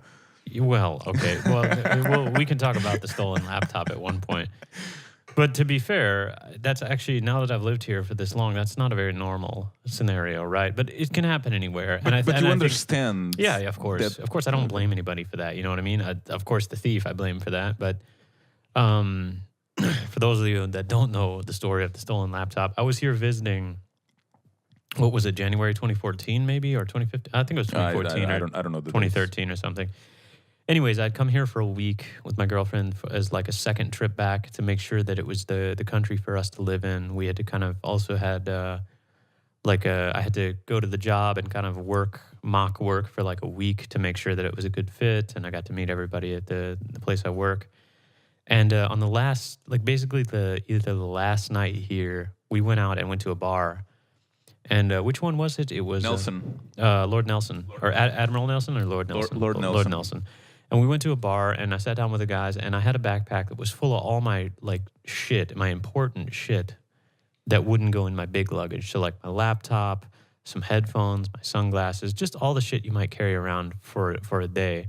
And then it didn't luckily have my passport in there, but it did have my car keys in there and the keys to our house and everything. And we were sitting at the bar, and I just set it like under a table, really close to us, like not even 1 meter away from us, just under a table. Right next to us. It was very near us. And I was like, hey, you guys don't think it'll be a problem? I set it here. And it's like, no, it's Copenhagen. No, nothing's going to happen. And then at one point, like a few hours later, we looked up and looked for the bag, and it was gone. And we talked to the bartender, and it turned out some other girls in there had their purses stolen, and they found the purses in the trash can and in the toilet. On the same night? On the same night. Yeah, Cool. So there was like some thieves in there that went through, grabbed some bags. My bag, they probably just took entirely. They found some purses, grabbed them, went to the toilet, dumped out the shit, and then took whatever was valuable out of them and left. And that's not very common in Copenhagen in my experience. And I can understand why you guys would told me like, hey, it's not a problem. You just leave your bag. It's right under the table. It's pretty close. We can see it. In hindsight, I should have just put one of my feet or my legs through one of the arms through the backpack and just stood there with it right under me. Yeah, that's what I do pretty much all the time usually now. Or even just put it on a bench like or something like that. Yeah. So at least so that they have to like lift something up. And make noise and stuff so like it's that. obvious. But anyways, I had my car keys in there. So when we flew back to the U.S., I couldn't get in my car. So we had to take a taxi like an hour home. It cost like $100 on the ride home on the taxi. And then, of course, we had to get spare keys and go back. So that was like Rain drove her car. And then I had to go back and get my car out and then drive back. So after like a 13-hour flight, the last thing you want to do is drive for another 4 hours when you're tired and just want to be home. And that was actually the worst part. I mean, I had like a brand new MacBook Pro in there, fully loaded, which also really stung because my dad helped me buy it. And then the backpack Rain gave to me. Yeah. And then I had some sunglasses in there or some other shit that was a gift. So basically everything in the bag was a gift, and then my car keys. It was like a really shitty loss. And the police, you remember I called them and they were like, yeah, just report it online. Who fucking cares? We're not coming out there. Which I guess now that I live here, it makes a little sense. Like, what can they really do? Yeah. But in the U.S., like, they would send an officer out to, like, take the report physically and maybe at least make you feel like somebody gives a fuck. Mm-hmm. Which, yeah, whatever. It's a different culture there, and there's probably way too many cops there. They don't have much to do except harass people and take reports. But anyways, I think people are a little too trusting here. Like, just because of the fact that generally you don't have problems like that too much. Of course, bad things can happen anywhere. I think the majority of crime that's in Denmark, of the relatively low percentage of crime here, is generally nonviolent stuff like property theft and shit like that anyway. Yeah. But you got to be kind of cautious. But I mean, people leave their doors unlocked here. I mean, sometimes we accidentally leave our door unlocked. There was a guy that tried to walk into our house with a grand piano the other day. It was like for a delivery for upstairs, and he just opened the door and started to walk in, and we were like, hello? But they see that in the States as well. Yeah. Like leaving an open door, or like unlocked doors, especially back doors. Yeah, I see if that a somebody lot. comes to your back, if somebody comes into your backyard, I mean, well, but the other thing the too possibility is is there. Yeah, the other thing in Texas is there's the real possibility that if somebody comes in your house and the You doors get shot. you just get shot. So I think that it reduces the willingness of some people to do that. But we always locked our shit in the U.S. No doubt about it. No, yeah, I mean, of course, it makes perfect sense. Yeah. But anyways, I just think with the baby pram thing, I think there's a little more relaxed attitude. I think to myself, who the fuck would steal a baby? And I remember Morton telling me, like, one of the biggest tips he had about not getting your bike stolen here was to have a baby. Ride a shitty bike. Well, A, ride a shitty bike, but B, have one of those baby seats on it. Because, like, a thief is going to think twice. Like, oh, man, that's fucked up. Like, I'm going to steal this guy's bike. It's got a baby seat on it. Like, yeah, like, he's not going to be able to take his kid home. You know what I mean? Is like, that just his theory? I don't know. That's his theory. But Morton hasn't had a problem with his bike stolen too much, I don't think. Yeah, then again, he rides a like a semi shitty looking bike that's actually kind of nice. You know what I mean? And then it just looks dirty as fuck because he like rides it through the mud to make sure it's dirty. One of my neighbors actually had it's a couple. Yeah. They actually had one of their expensive cargo bikes stolen from our backyard. Yeah. So our backyard, you need keys to come in and you need keys to get out. Yeah. And they still had it stolen. And somehow it got stolen. Somebody that lived there probably knew somebody and then just said, hey, I got the key to get in and out. You just come here and pick this bike up and split the cash from me or something. I don't know. You don't think so? Well, I don't think the people that live in that area are people would be doing stuff like that. I don't know. I really don't. It's a bit of an expensive area. Those cargo bikes go for easy 10 to 20,000. Oh yeah. It was at least. So it's a hot 10 item. I mean, think about that. That's like 3,000 or 4,000 euros. Yeah. I know. I'm just saying that I personally have a hard time believing that it was an inside job. Yeah. So maybe. Well, then maybe somebody saw it passing by or whatever. Yeah, Can they see in the yard? I've seen the door sometimes open for one reason or the other, and someone walked in and looking through the trash to see if there's professional gangs that too. do that shit. Because do you remember I told you Rain's bike and a bunch of other bikes got stolen around here. Actually, yeah, her bike got stolen over here. It was, you know how every year they do the thing where they clean out unused bikes from the different buildings and stuff. They put the stickers on them and they say, hey, if you haven't taken your sticker off by August, whatever, then we're going to take the bikes away. And it's going to go to a police auction or I don't know, wherever it goes.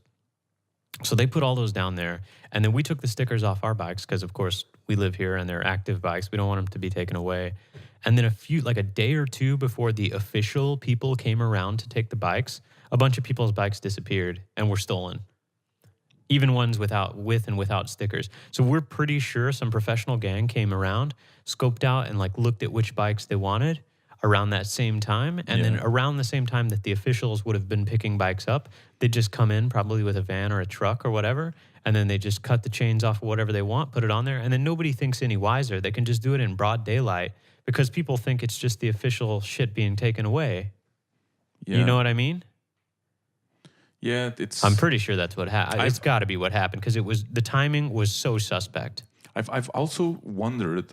So, for example, in a situation like that, I don't know what you would have to gain from doing this, but you could just basically put a sticker on someone else's bike And take it.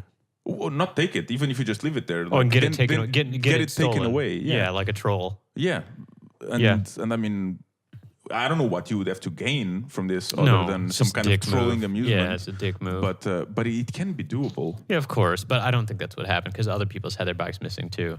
So I don't really think somebody walked around and like put the stickers on different bikes. No. I'm not saying that's what happened. Yeah, but what you're like, makes oh man, this guy always takes up the parking spot I like. Let's put a Yeah, sticker fuck on his him. bike. Fuck that guy. But why? Well, let's assume that it was some kind of bike gang doing that. Yeah.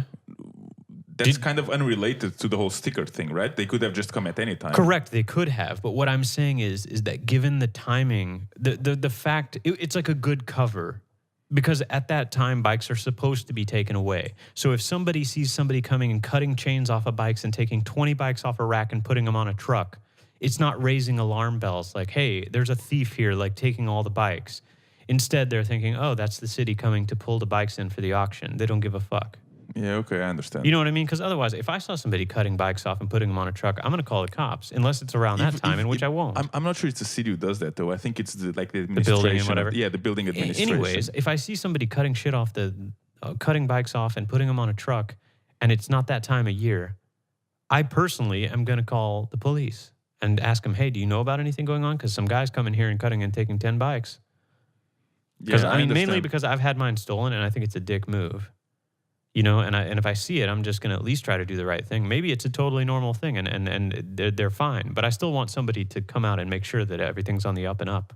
Yeah, I had one of my bikes disappear. Yeah. Kind of like that. What happened was, instead of them putting stickers and then us taking them away if we didn't use the bike, they just put like a couple of ribbons in everybody's mailbox, and they said, put this ribbon on your bike, yeah, if you don't want it to be taken yeah. by, So the inverse. 1st of June or whatever the date was. And I lost the ribbon.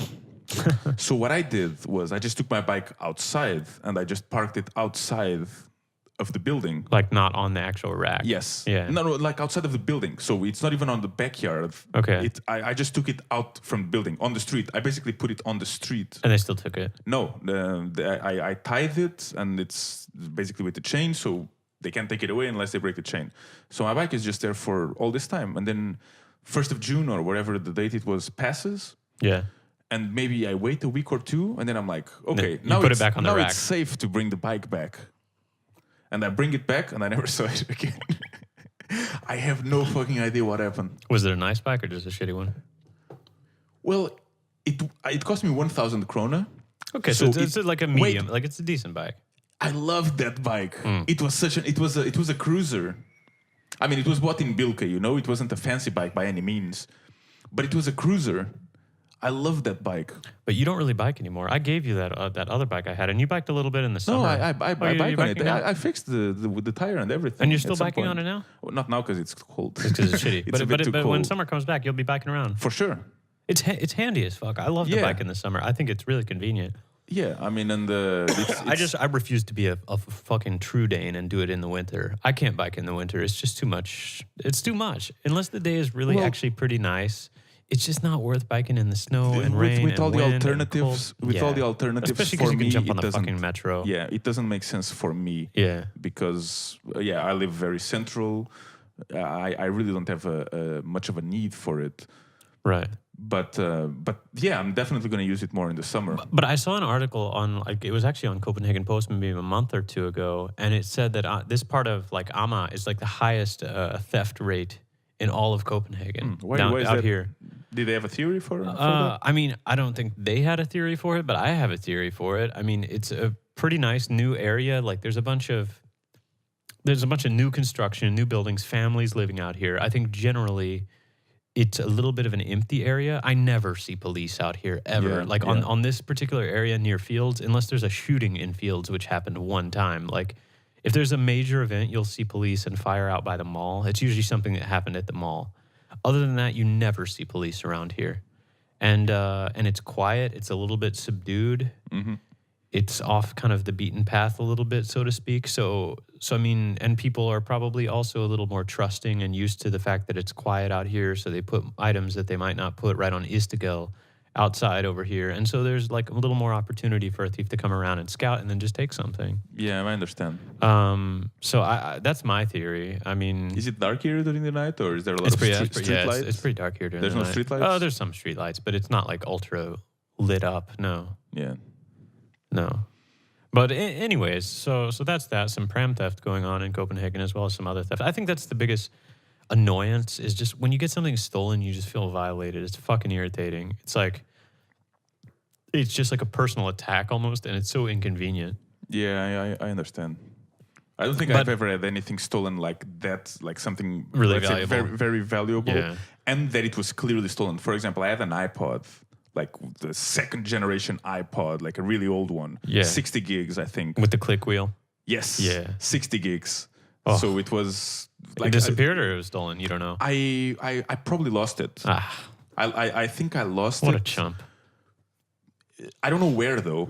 That's why I say I probably lost it, because But it might have been stolen, well, too. I'm usually very careful with my stuff. Especially a 60 gig iPod back in the day. I'm not... Well, no, it was actually... When it was stolen, there were already iPhones. Like, it was... I used that shit for a long time. Okay. But I'm usually very careful with my stuff. Like, I usually don't leave my phone out. It's always in my pocket. And if I leave it out, I'm always very aware of where it is and stuff like that. I'm not the kind of person who loses things. But the iPod, one day I just realized I didn't have it. So either I could have left it like on an airplane, or I could have just left it somewhere and somebody stole it without me noticing.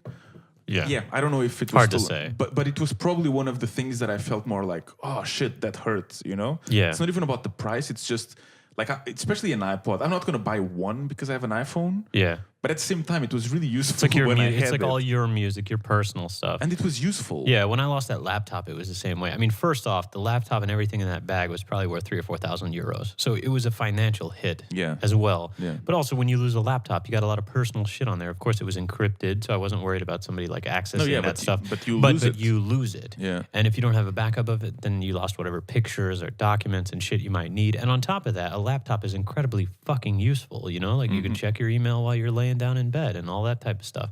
So it was just annoying. It was also the only computer I had here that was my own computer while I was visiting Denmark. So then I wasn't able to use it on the plane back. And just also the sentimental value. All that stuff was basically gifts given to me. And then you kind of beat yourself up about it. Like, how could I be so stupid to leave my bag right under the table and not have my leg through it? And so, like, there's also that kind of self-victimization in a way that you're like, you feel bad that you were, like, lazy enough or careless enough to lose it, and it's kind of my fault too, and all this. So I just think it sucks to get something stolen. But luckily, at least here in Copenhagen, it seems like the majority of crime, like you don't have to worry too much about violent assault or rape or whatever too much. No. It's more than anything, if you're going to be a victim of crime here, it's probably going to be that your bike is stolen or that like some item is stolen, maybe. Yeah, I have that feeling. So you just got to be, I think, just be a little careful. You'll be fine. But, and you might not. Every now and then you're going to slip up, you're going to lose something. But just keep it in mind. If you buy a bike, don't buy a really nice one because it's probably going to be gone. I almost got a leather jacket stolen once, but it was completely by mistake. Like somebody accidentally took it thinking it was theirs. They were really drunk. Yeah. And they just took it thinking it was theirs. And by sheer you luck, saw him right when it was. I and you saw were like, it. Hey. I was looking at it was a girl, and I was looking at her, and I saw her taking my jacket like, hey, easy there, that's mine. Yeah. And she didn't even reply. She and then I took it from her. Yeah. So what do we got next? Copenhagen among most expensive tourist destinations in the world. Oh, that's the color me shocked once again. Danish capital trails only Zurich and New York in the latest HAPA index. It won't be news to most seasoned travelers or a surprise to those who call Copenhagen their home, but the Danish capital has once again found itself perched near the top of the most expensive list. This time, Copenhagen has been ranked the third most expensive tourism destination based on average hotel, food, drink, taxi, and entertainment cost per person per night. What do they consider entertainment? I don't know. It's by the airport transfer firm HAPA. But first off, let's talk about one thing. They include, based on hotel, food, drink, taxi, and entertainment costs. You don't need a fucking taxi if you come to Copenhagen. You can take the metro right from the airport into the city, or you can take the train from the airport right to the central station. There is no reason at all you need to take a taxi unless you just get shit-faced, completely plastered drunk one night and you don't even know where you are, or you just don't know how to get back to your hotel, or you're too drunk and you don't feel like walking. Then maybe you could tell a cab, hey, take me back to hotel whatever. But really, you should there's no need. There's no need. You don't need to. And if you need to do a taxi, at least until Uber is fully banned here, you should do an Uber because it's about a third of the cost. Yeah, and it's so convenient. So you can knock that number down already. Also on this list, it talks about the specific price or relative price of everything. So we were 5th in terms of the price of hotel accommodation for a night for 2 people. First for a cup of coffee. Most expensive cup of coffee in the world. Huh. And the coffee here sucks. So you can save some more money by just not getting coffee here because I don't think it's very good. Just get some coffee from the supermarket. It's probably going to be almost as good. 4th for a burger. I think the burgers they're definitely pricier than the U.S., but they're... Oh, but you have really good burgers. They're really good burgers here. There's Greasy Spoon. There's Tommy. But there's so many. I mean, there's a burger war basically going on for the past 5, 6 you have Gasoline years. Grill. Even Halifax makes a pretty decent burger. Halifax is one of the ones that started it all. And then you have Cox and Cows, although I think the one near us sucks now. I think we've been disappointed every time we've went to Cox and Cows lately. And so we haven't gone in a year or two. I've been a bit underwhelmed the last 1 or 2 times that I've been there. Fuck that place. It's dead to me. There's so many more good burger places there. There's the Yo Burger near us as well. The Yo Burger is one of my favorites right now. That avocado, bacon, cheese, and avocado. The Yo Burger is one. I haven't tried the Gasoline Grill one yet, but the Yo Burger... Oh shit, that's a good fucking burger. And even if you're talking about just fast food burgers, I'm not talking about fast food burgers. All these other places are But Yo Burger is kind of fast food burger. It's the same format. It's not a sit-down like Halifax. Same price-ish. But what I'm saying is, even if the worst thing you can, or like the best you can do here is get a fast food burger, Max Burger is still actually pretty decent given the fact that it's competing with like Burger King and McDonald's or whatever. It's still a little bit burger, I think, than those, but it's nowhere near the quality of places like Greasy Spoon, Yo Burger. Second or third tier. Yeah, it's third tier. But I'm saying if you're on a big budget and you can only afford, I don't know, well, I guess you wouldn't eat out at places if you were on a huge budget. No, but not at Max, no. Do yourself a favor, get a burger from one of those places. Yo Burger, Tommy's, Gasoline Grill, Greasy Spoon. Greasy Spoon is more of a sit-down restaurant than a burger it's like an American diner type place. Yeah. And so you sit down on some old benches, but you can get a takeaway. Like if you ask them, they'll make you a takeaway. It's just not going to be it'll take them 10, 15 minutes probably to make it. Mm-hmm. But it's fucking good. No, there's some really good burgers in Copenhagen. But 4th most expensive burger. I'm okay with that because the quality of the burgers here are so good. 9th for a pint of beer. So we're not so high on a pint of beer. That's surprising, actually. Well, I'm a bit surprised with that. The Danes are a little bit alcoholic in a way. Like, maybe not alcoholic, but they love drinking. But it's expensive. I find that beer here the beer is expensive here generally, but I think it's not nearly what it is in like Norway and stuff like that. Yeah, maybe also some of those countries might have more fancy beer rather than higher alcohol taxes. I don't know. Yeah, or we might not be comparing, like this test might be comparing what you'd normally find in a bar here, like a Tuborg Classic or whatever. Yeah, since there's so much beer made here. For instance, like somewhere else where it needs to be imported or maybe the typical stuff you find in a bar is of slightly higher quality. Yeah, it makes sense. Because I don't think normal Tuborg is very good. I think it tastes kind of shitty. Classic is fine. I think the Royal Classic stuff as well is pretty good as far as beer goes. I'm not a huge beer drinker anymor, and I'm actually just not much of a drinker anymore. I dislike beer, but yeah. But yeah, I agree with you that when I had to is a bit of a overstatement. Yeah, but whenever I drank beer, I would not like to drink the regular Tuborg or Carlsberg. I would go with the classic. I like the classic. Yeah. I like Ale 16. Ale 16 is a very good beer. Okay. 8th for a cocktail and 4th for a meal for 2. 4th for a meal for 2. Pretty expensive meals here. Yeah. In general. Yeah. And you don't know exactly the places they went. But eating out here is not very cheap. Not cheap. No, not But- at all. I understand. I mean, I understand that list. Yeah, I get it. Let's look at the list here. Top ones: Zurich, 170 British pounds for the average hotel, food, drink, taxi, and entertainment cost per person per night. 170 British pounds. New York, 157. Copenhagen, 150 British pounds. Wow, so there's a 20-pound difference between the first and the third. Yeah, That's quite significant. yeah. Yeah, Zurich is apparently, and right behind Copenhagen is, That's more than is 10%. Oslo. That's more than 10% increase just from the first to third. Yeah.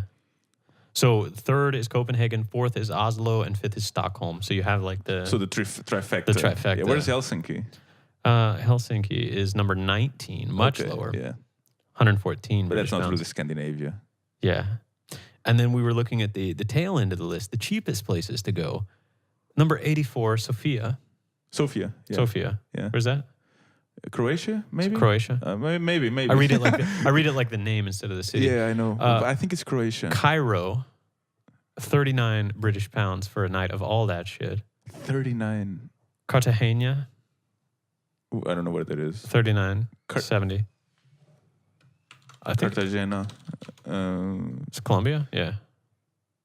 Colombia? Colombia, yeah. Okay.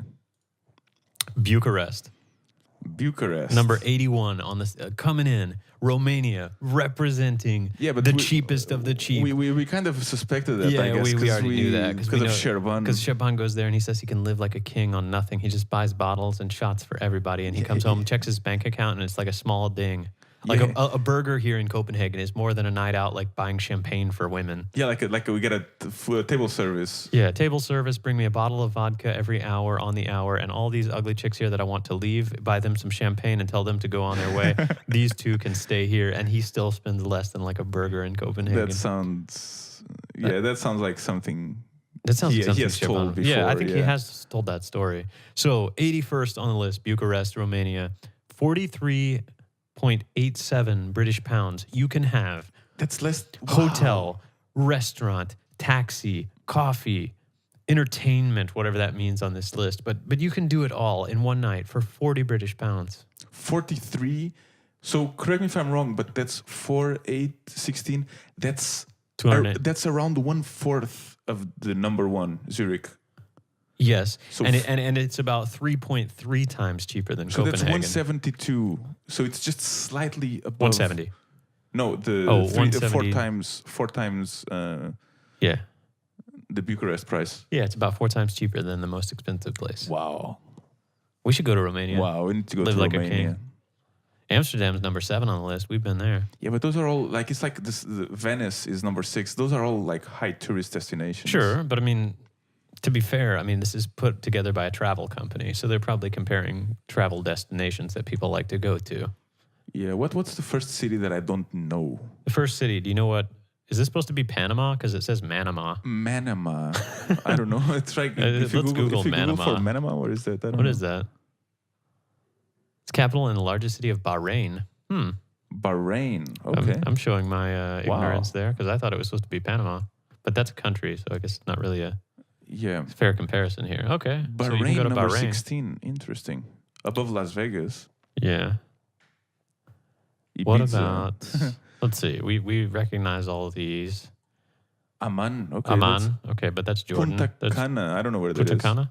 I don't know where that is. Probably in South America. Yeah, South America for sure, but I don't know exactly where. Where is that? Dominican Republic? Yeah. Okay. Okay. It sounds pretty nice. Havana, Seoul, Accra. Accra. That's Accra? Where's that? I don't know. It's either Morocco or Turkey or something like that. Ghana, Ghana. West okay. Africa. Yeah. There you go. Yeah, you were close. Maybe we right? should edit. We should edit this. No, maybe not. I don't know. The rest of these, most of these I know until we start getting down into this area. Quito, Benidorm. I don't know where this shit is. Benidorm. Okay, Benidorm is somewhere in Spain. I'm not I going to check because you're believe. probably going to be wrong. No, Benidorm I know because my father has been there on vacation. Okay. Anyways, Copenhagen, one of the most expensive cities in the world to come and visit. I think that you can do it cheaper, and I think you can still have a good time. Go to Christiania, get a joint, get a nice fleskestei sandwich or a burger. Don't take a taxi anywhere like a chump. Just No, walk fuck there the- or fuck take the public taxi. transport. Or- It's really or good. get a bike. Get a bike. You rent a bike. Get a You fucking can rent bike the city and bike. Bicycle everywhere. Fuck yeah. I think it's the perfect way to see the city. Just It's rent much a bike. better. It's much better than taking a cab. Whenever, yeah. But the thing is, with a cab, you basically have to tell them where you want to go. Yeah, with a bike, you just amble about until you find just where go you're going. around. You see something cool, you stop, you stay there for a while, then you go on an adventure. All right. With this episode's been pretty long. We got a few more items to go over. Should we finish out the last few? Yeah, let's go. Gonorrhea spreading rapidly in Denmark. I like the impetus of your delivery. Wait, this is the wrong article here. Let me pull the right one up. Here we go. Sexually transmitted disease spreading rapidly in Denmark. More and more Danes infected with gonorrhea. Sexual health clinics across the country are sounding the alarm about a surge in the number of cases of gonorrhea, according to a statement from the state's Serum Institute or whatever. In 2016, there were 1,993 cases of gonorrhea reported compared to 1,637 cases in 2015. Between 2011 and 2015, the average number of cases was just 952. So the average was 952 for 4 years, and now suddenly it's 1,600 and 1,900 in the following 2 years. Wow. So that's like more than double. Yeah. Or double. That's a big increase. Part of the according to Steen Hoffman, a specialist in clinical microbiology and consultant, part of the explanation for the increase is simply that better tests for venereal diseases have been developed. More are being infected. Better tests and methods of calculation are not the entire answer, said Hoffman. A large part of the explanation is more and younger people are being infected. What we see from 2012 onwards is that there are more younger patients being diagnosed with gonorrhea. Previously, gonorrhea was mostly a man's disease, and it was especially prevalent in the gay community. With the sexual revolution and the advent of the birth control pill, there was no reason to use condoms anymore. Pharyngeal gonorrhea, gonorrhea of the throat, is especially dangerous because there are symptoms, there are few symptoms, and it's difficult to detect. People are also less prone to discussing their oral sex habits with their doctor. So I wonder if Tinder has any effect on the increase in sexual transmitted diseases. Do you think so? Do you really think so? Do you think Shaban should get checked for oral gonorrhea? Do you think he has pharyngeal gonorrhea, and maybe that's why his throat is always so sensitive? His little gatoots? I don't know, but he'll certainly listen to this, and maybe that'll give him some clues. So here you go, Shaban. Check it out. Yeah. Pharyngeal gonorrhea. That sounds fucked up. Do you really think that Tinder or those kind of dating apps? Yes, Tinder, that shit definitely contributes because it's like a hookup app in many ways. I mean, not for everybody, but there's certainly a giant chunk of people that basically all they want to use Tinder for is just to get like a casual fuck. And I think that's fine. Like it serves a purpose for people that are looking for that and both parties are interested in that. There should be something like that. But it would be a significant bump? Yes, because, going forward, at some point, that will be the new normal, right? But let's say 10 years ago, you didn't quite have something like Tinder that made it so easy to match up like in a clever way with somebody that you would be willing to do something with maybe. And so then there was more work required in making a hookup happen, right? Like you actually had to go out and talk to somebody and maybe hit on a girl. Hey, you look nice, whatever. Should we go out and have a drink sometime or whatever? And you know that there's a barrier to entry for that because not everybody, even though they're thinking it like, wow, she looks good, I'd want to do something, they might be too afraid to say something. Or, you know what I mean? Whereas when you have the app where you know that the only people you're going to be matched with are ones that also swiped right on you, there's less of an inhibition to go ahead and swipe and then you're not in hope public and see what happens. You're not have to expose yourself in the You're not going to same be way. embarrassed if somebody says no. I think it has a significant effect on making people open up more and do more of that activity. But like I said, going forward, that's going to be the new normal. So you'll never be able to... you won't be able to blame Tinder because it'll already have existed, and so there won't really be much to compare it to unless there's a new, better app. I'm just not sure if I can imagine it being a significant, like being the cause of a significant increase. Do you ever think that they will make like a Tinder premium service or a service like Tinder where the people on it have to do kind of what they do in the porn industry where they get tested regularly? Like more of a very focused hookup app where like this person is verified to not have pharyngeal gonorrhea. I think that would clearly cross a certain line of privacy border? No. Is this maybe potentially, but is this a dating app or is this a hookup app? I think that would definitely cross that But line. aren't there hookup apps and isn't that popular anyway? Even though people use Tinder, which is also sort of a dating app, and some people use it as a hookup app. I mean, there's also the Hey, stuff I know we know a couple who met on Tinder. isn't there also like Grindr, which is that supposed to be a dating app for gay people, or is that supposed to be a hookup app for gay people, or is it kind of the same as Tinder where it's used for both?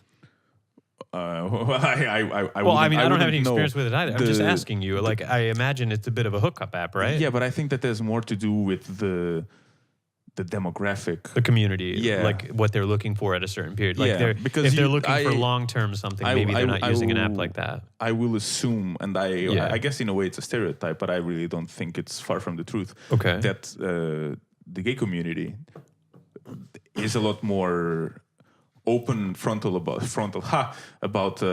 sexuality and hooking up. Yeah, just hooking up in general. Right, because they don't have anything to be ashamed of it either. Maybe they just feel like it's, hey, whatever, I want to hook up. And they're all men. There's no social repercussions for someone to be and also, isn't it interesting too that there's like, for many years with the puritanical stuff, it's like just a straight hookup was seen as a bad thing because there needs to be marriage involved, or you could have, you know what I mean? Mm-hmm. Whereas like the gay community was already ostracized and punished and said, what you're doing is wrong.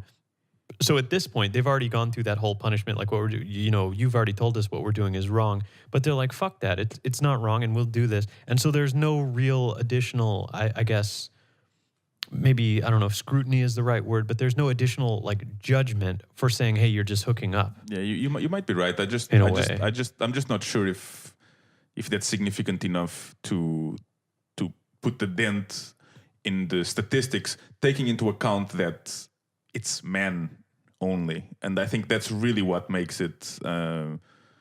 Is Grindr? Is it not also for like lesbians? Oh, that's true. It might be. Yeah, it might be. Come on, Dolph.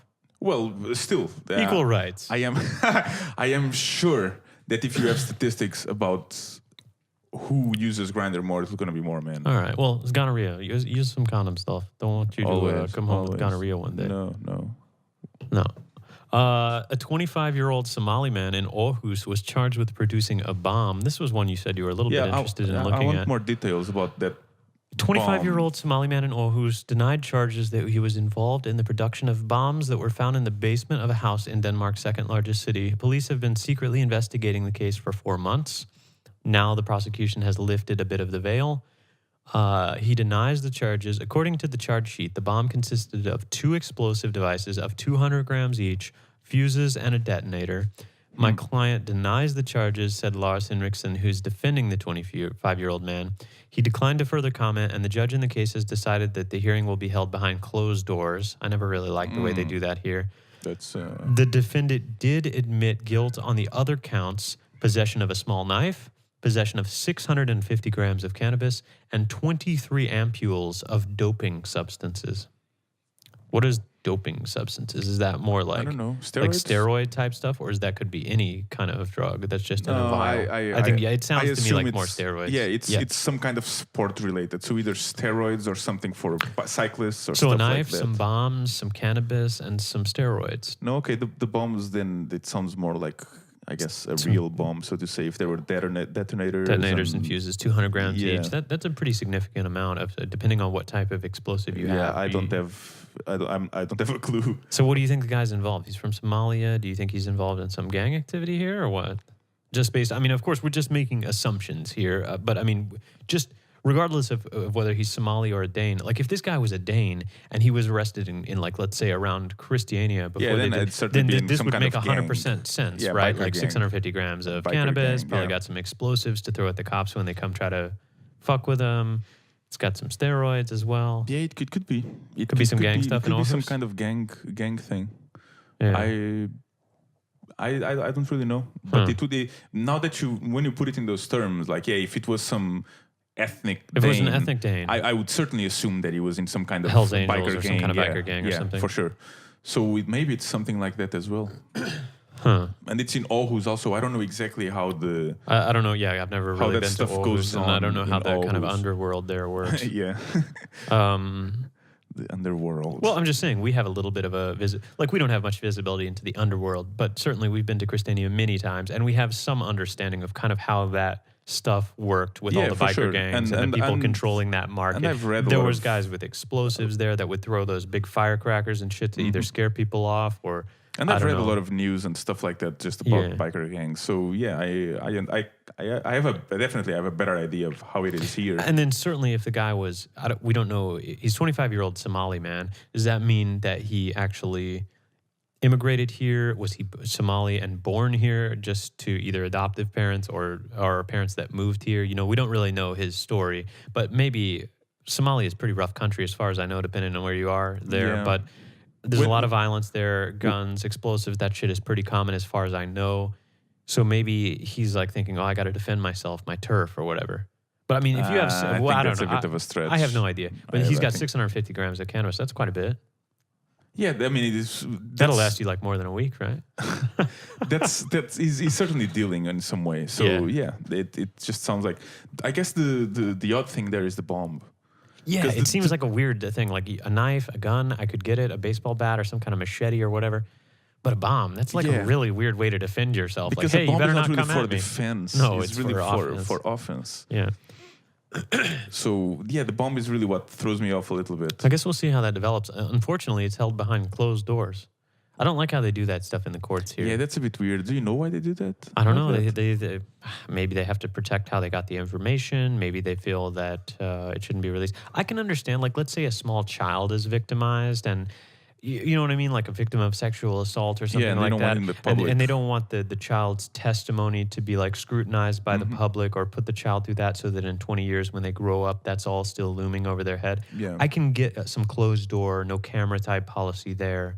But for a case like this, it feels kind of strange to make it behind closed doors. Yeah, I completely agree. So I don't know why I don't know what exactly the they reasoning chose is. to do that. I wish they would put that reasoning in some of these articles. And then I guess the last article before we wrap this up, Copenhagen is eyeing wider bicycle paths, Dolph. Yeah, tak. New billion kroner plan aims to improve bicycle infrastructure in the capital looking ahead to 2025. Did they say where? Well, let's find out. With infrastructure that includes about 350 kilometers of curb-segregated bicycle paths, Copenhagen is often hailed as the bicycle capital of the world. But with cyclists outnumbering motorists for the first time since 1970 in the Danish capital, it's looking for ways to further improve its revered cycling infrastructure. One of these methods would be, or could be, widening the existing paths. Over the last 10 years, 46 kilometers of bicycle paths have been laid. During the same period, the number of cycled kilometers has increased by 19%. Cyclists are already experiencing congestion on the city's most used cycle paths. Calculations show that the daily cycling traffic is expected to increase by 25% and by 36% during rush hour.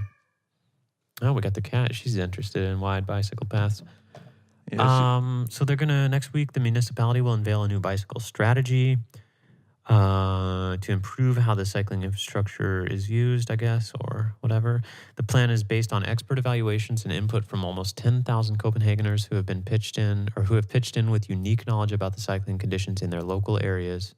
A survey showed that while 87% of cyclists were satisfied with the number of paths last year, just 62% were satisfied with their width. I haven't bicycled in a few months now. Yeah, But I can see this is a good thing on, those busy always, areas. I always support these things. Yeah. But I haven't been very affected by it. So I mean, I support No. it. I think it's a good idea. But I think it shows right here. The survey showed that 87% of cyclists were satisfied with the number of paths last year. 62% were satisfied with their width. I mean, I think for the most part, Danes are pretty like, Danes aren't very picky and whiny people in general. If there's a path there and they can use it and all that, if they have to deal with a little congestion, that's just life. So they're not going to be too pissed off about it. you know what I like about it is that I believe that to widen the path, they're going to have to remove some of the street. I hope some so. of the roads. Yeah, so there'll be less cars. Fewer cars for sure. Yes, I'm so happy about the fact and that. I like. And I didn't know that. It said that for now, cyclists are outnumbering motorists since the first time since 1970. I read something I believe about it. it. No, I read something about it, but one of the explanations was that it's because of the metro constructions, because there's a lot of like Yeah, there's so much construction that There's so much construction. a lot of road work is being fucked up, so Yes. people are biking instead. Yes, and it becomes a lot harder to Good. drive in the city. Good. So people have been taking their Who bikes the more. fuck finds it necessary to use a car in the city? If you live like pretty close to the city or in the city, Maybe people with kids. you can take the kids in the pram on the train. I mean, unless I you know, get the but- pram stolen, right? But you just said that you're not the kind of person who bicycles in the winter for it. I don't bicycle in the winter. Yeah, That's so if you have that's okay with kids- taking the train. If I have kids, I'll take them on the train. Like if I can take the train or the metro, certainly I can take my kids on it. You know what I mean? I'm just saying having a car, it's nice for a few things. Like when you want to move places and you need to haul some big shit around. If the weather is just absolutely terrible to the point that you don't even want to have to walk to the station, I guess it's nice. If you live in fucking Hoy-Tostrup, I guess maybe a car is nice.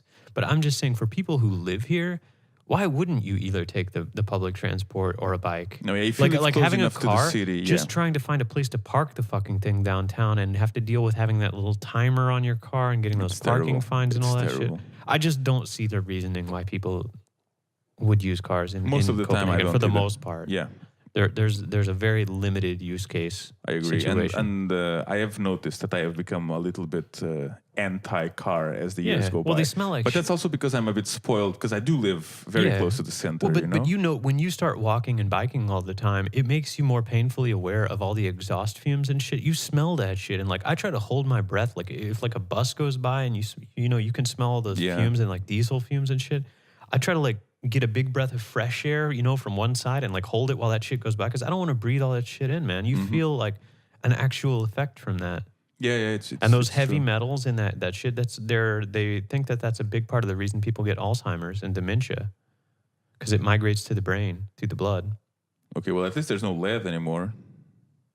Yeah, but there's other metals and shit. In Yeah, there I'm that's sure not there's a lot of good. other stuff there that you don't want to. If you Yeah. can avoid it, you don't want to have that shit in your system. Anyways, I support these wider bicycle paths. Even if I don't necessarily use them in the winter, I will certainly use them at other times. And with my route, I mean, the route I take is not busy because I go all the way up Uestal Boulevard and it's like one person on the path the whole way and it's me, Yeah. there's like nobody taking that path. Even on busy rush hour, like you might see 5 or 6 people in the general vicinity Yeah, of you. I'm curious to know which Probably which around streets Norgal. they actually want to. and- No, Vogel maybe. But and- yeah, I could imagine. like the whole cycle snake area, that the main path along there where they have those green timed lights, they'll probably widen it more. Those big areas of congestion, any areas where there's like, probably any areas where those larger things then bottleneck down into something smaller or source from something smaller, any of the areas of congestion around the already really heavily used Yeah, paths. maybe around Northport or. You know they're going to do some studies and some statistics about for it. sure, for sure. Because they have that whole Copenhagenize.com or whatever. It's like a Yeah. whole group of guys that do like science surrounding the bicycle stuff, and I it's think hailed as it's one of the mostly best one in the guy. world. I think it's mostly Is it? one guy. Yeah, I can't remember his name now. I saw him on the street once. That data's pretty cool though. Yeah, That he does. yeah. And I just think it's good that they use like science and data-backed He's Canadian. studies about that type of stuff to make good decisions. He's Canadian. The nice form of North America. He's yeah. I never- maybe there's more people involved now, but I at least have- back in the day it was only him. I've never met a Canadian I didn't like. They're nice people. Have you met Justin Bieber? Okay, well, I don't like his music too much, but I mean, take away all the music and shit, and I bet like before he was a star or whatever, he was a nice enough kid. Yeah, but it Like, was if also he- like 12. Yeah, whatever. He's probably a cunt now. I don't know. I don't know the guy personally, so as much as whatever people say about him and shit like that, I don't know. No, me Maybe neither. he's a nice enough guy in person. Yeah, I'm just. But I I'm never just met. following the- I'm saying I never met a Canadian. I really didn't. I had a problem with. They've all been super nice, really courteous, just friendly fucking people. Yeah, I don't know if I can say. Well, I guess I agree with you because I can't really think of anyone either. But by that same Standard? measurement or standard, I can probably say that I never met anyone from Congo that I didn't like either. But I bet you I bet you've met more Canadians than than people Congolese, Yeah. Probably, most certainly, yeah. I bet you've met a Dane you didn't like. No, I've met many. Yeah. I'm not the kind of person not to like people, and then if I don't like someone, I just kind of it's more like ignoring rather than actively Telling them to disliking fuck off. them. Yeah, Yeah. I just kind of ignore. I guess I don't. I try not to waste too much time and headspace with negative thoughts like that. Yeah. If I can avoid it, at least. Speaking of wasting too much time and headspace, this podcast has been quite a long duration. I think maybe It we felt should. very nice. Yeah, I think it felt great. Shouldn't we go for some water, maybe in a little smoke break or something like that, and maybe we'll come back and go with a non-news update on what's going on in our lives. Let's take a break. All Let's right. make a pause. Beep. Sounds good. Boop, boop, boop.